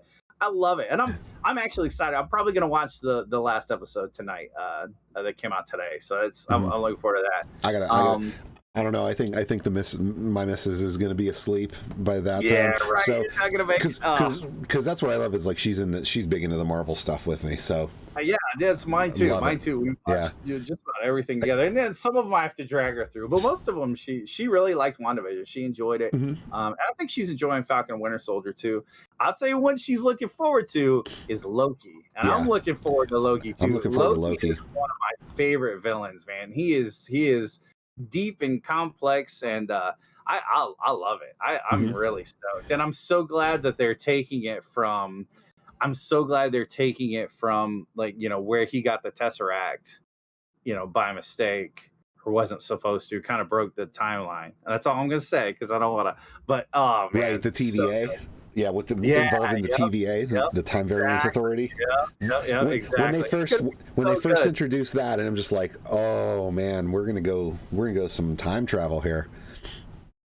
Right. All right, I'm excited. It's gonna be awesome. Yeah. Oh yeah. No. Yeah. Bucky's story is sad. It's tough to think about. That's another kind of real world thing, dude. He was brainwashed by Hydra. Like he he was used as a bad guy, did so many bad things, and he's having to deal with that. And that's another kind of deep. He's a good actor. Yeah.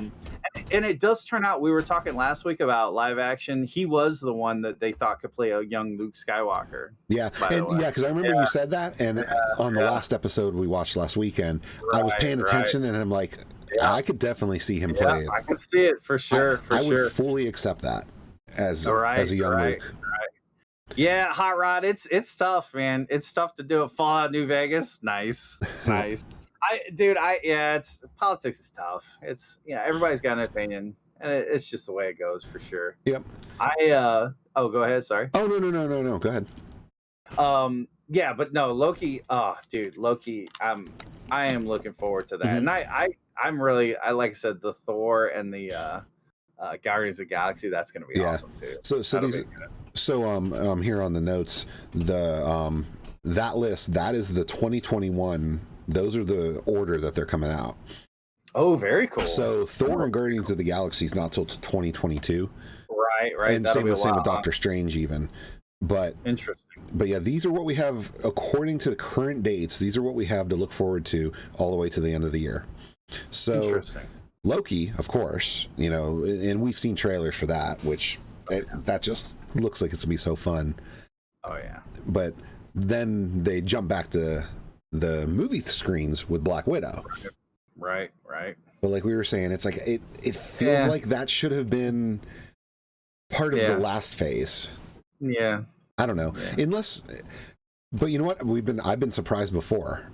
Sure. So, and I mean, I'll watch it. I'll probably enjoy it. Oh, but I'll still watch it. Yeah.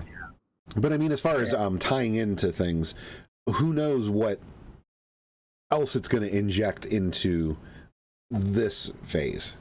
Right. Even though it technically takes place in the past, it's going to bring something up.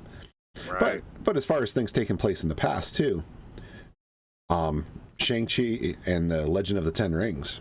Right. Be interesting. Kind of the Ten Rings was back all the way in Iron Man. Right. So it's like it'll be very interesting to see because they'll have to do a little bit more tie-in for the novice viewer. Right. I think on that, but it'll be very interesting. Have you seen the trailer for it yet? No, I haven't. Actually. Oh my gosh. Yeah. Check it out. All right. It looks incredibly unique for Marvel. Like, nice. If you did not know, that was a Marvel property, you probably wouldn't have thought it was a Marvel movie. Interesting. Yeah, Excellent. It definitely has a whole different vibe. I kind of wish we could play trailers, but I'm sure Twitch would not be happy with us. Yeah, they'd probably choke us out for it. Licensing. Exactly, licensing. Even though we're promoting your movie with the public content, we're just trying to help you out, you know. Yeah, we're not playing clips of the movie. We're playing exactly what you put the public. But But if you're a Marvel fan and you guys have anybody here in chat hasn't seen the trailer yet, check out that trailer. It looks interesting. Right. But I mean, you figure these are ones we don't really know much about as far as the movies go, because then you have the Eternals. Yeah, Eternals. I didn't keep up with Eternals too much, so that'll be new for me too. Mm-hmm. Yeah, pretty much the only thing I know is Salma Hayek's in it. Right. Just because I see it in the news. Yeah, Salma Hayek. So. Yeah, I actually don't. I'll admit I don't know much about the Eternals. Yeah. Even comic book wise. Same here. Yeah, not much at all. Yeah, kind of how. Actually, it's kind of where I was with Guardians of the Galaxy back when that came out. Oh, really? Yeah. I didn't really know the Guardians.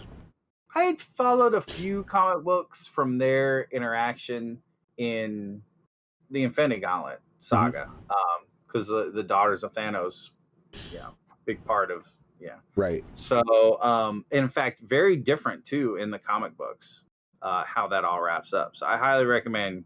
Marvel does digital comic books. Read the comic books, and I hate reading. I think reading's dumb, but read the comic books. They're awesome. Right. Yeah. No, and then after Eternals, it'll be Spider-Man. Well, these are the cinematics because the three after, they don't have hard dates yet. They just say late 2021.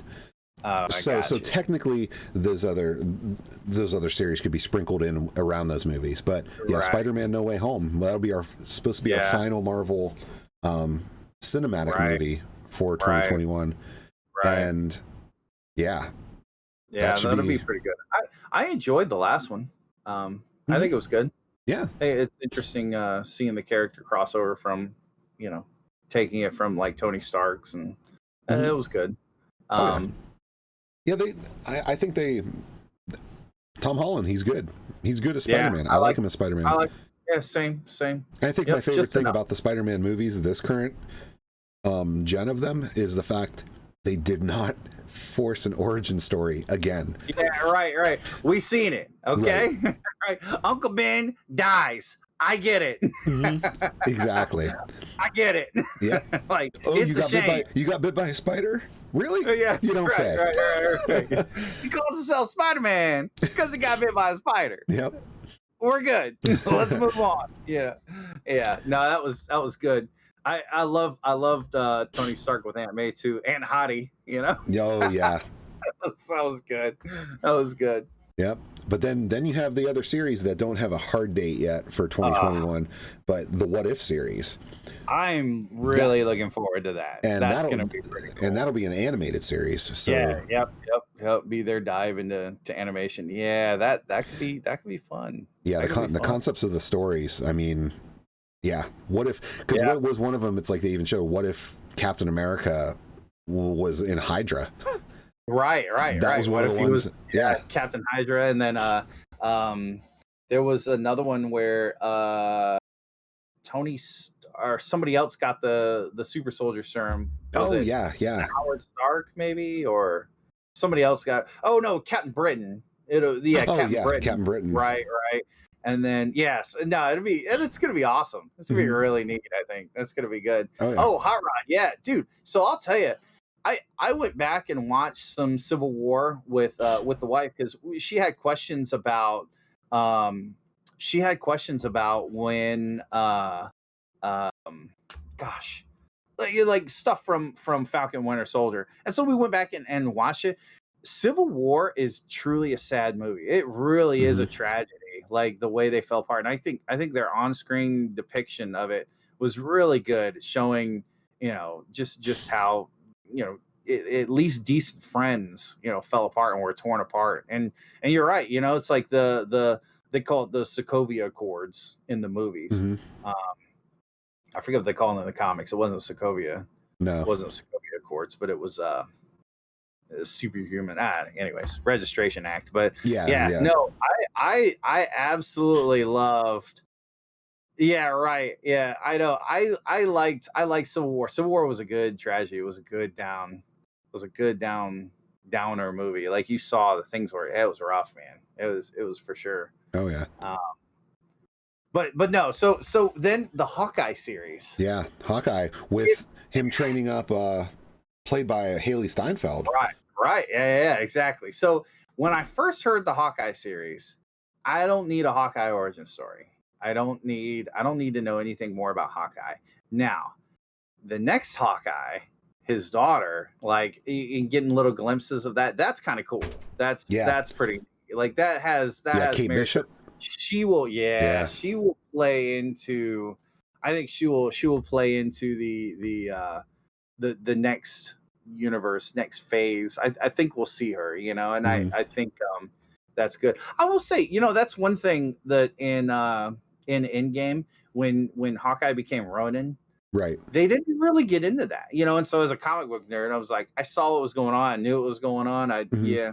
Like, I seen a lot of you didn't have to know, like, obviously he had pain from his loss, but it helped being a comic book nerd to know what he was doing, where he was going, why he was doing it, what he'd been up to, like knowing the character of Ronin, that was one of the times where Marvel sort of let didn't really get into the nitty gritty, and I'm okay with that.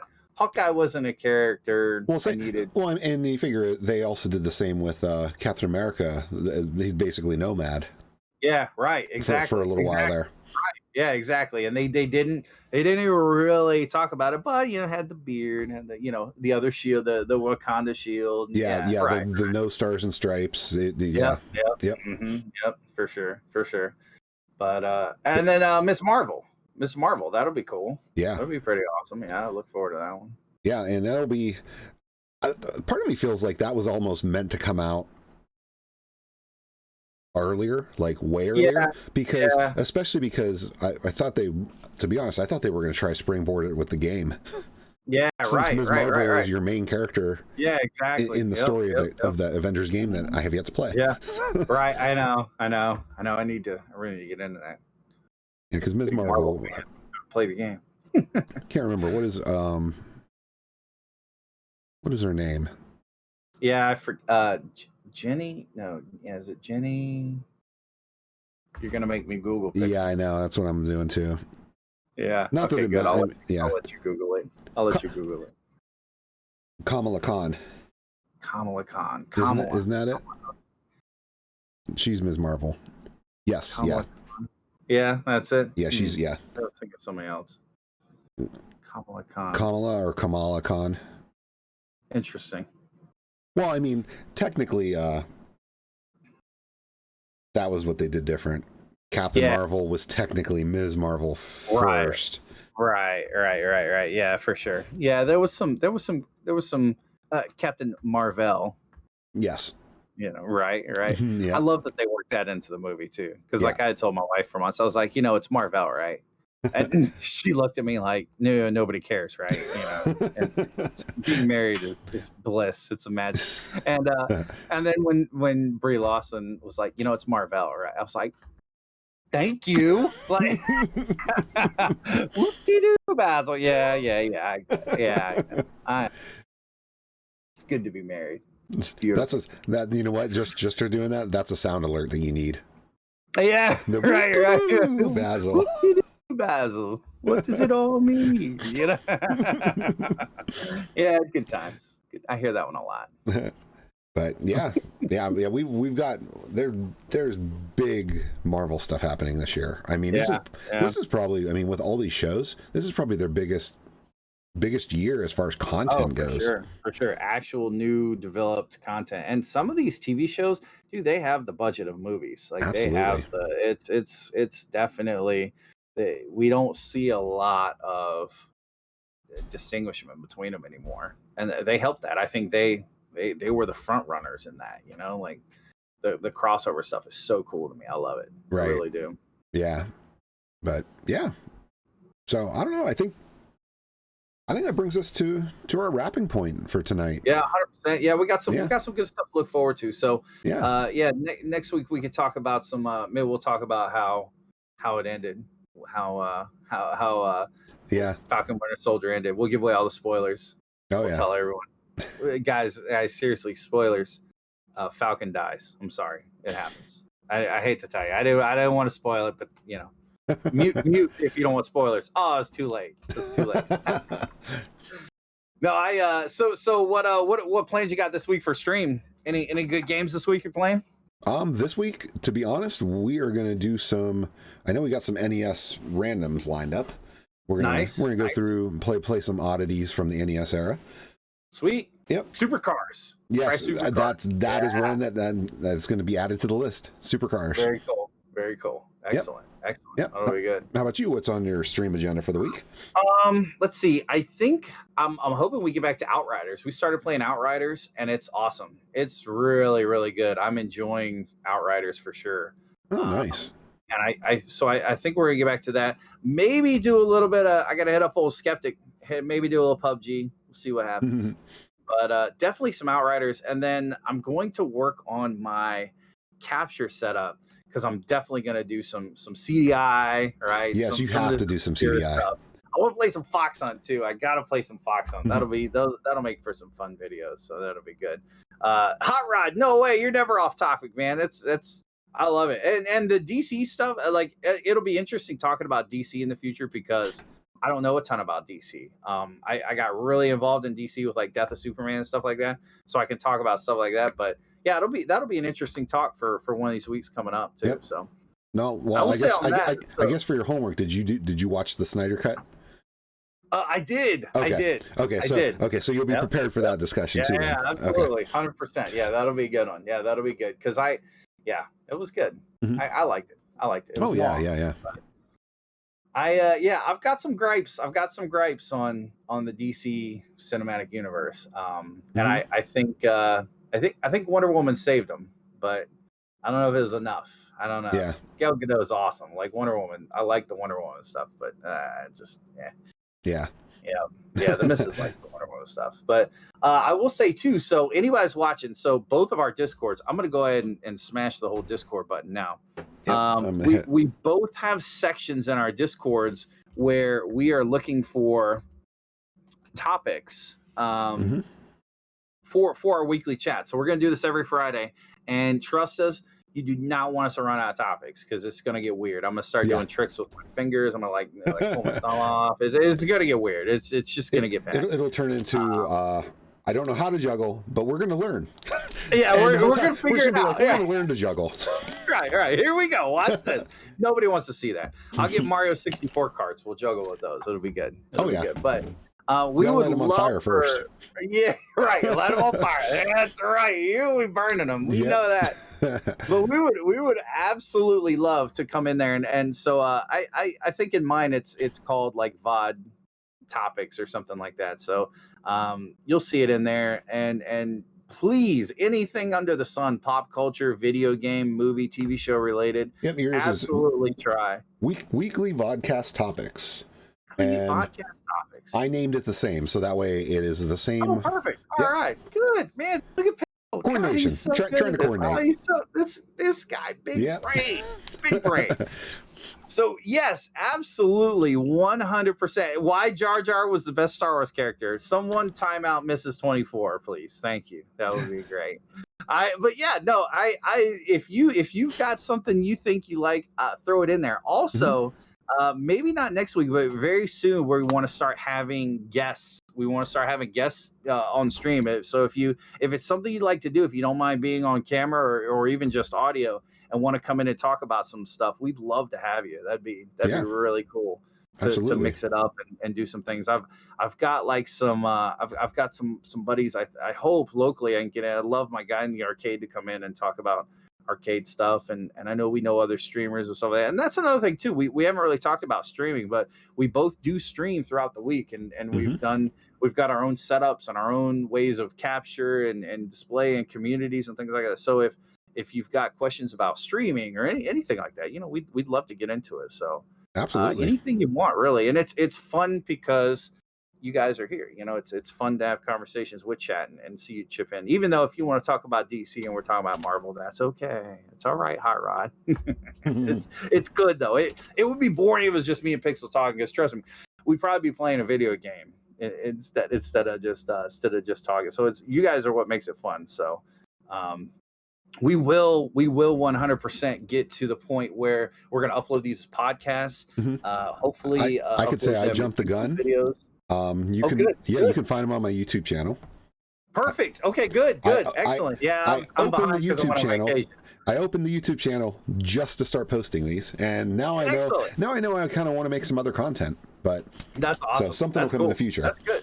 Oh, good. I got to go find your YouTube channel now. That's awesome. Yeah. I'll be doing the same. So that's great. That's awesome. And and so there is the link to Pixel's channel. Now you'll notice too, we've got a lot of the same things going on, but we still kind of have our own flair on everything too. So absolutely go check it out. Yep. You can see, you can see the same content on both of our channels as far as the chats, the cameras, but we definitely put our own spin on it.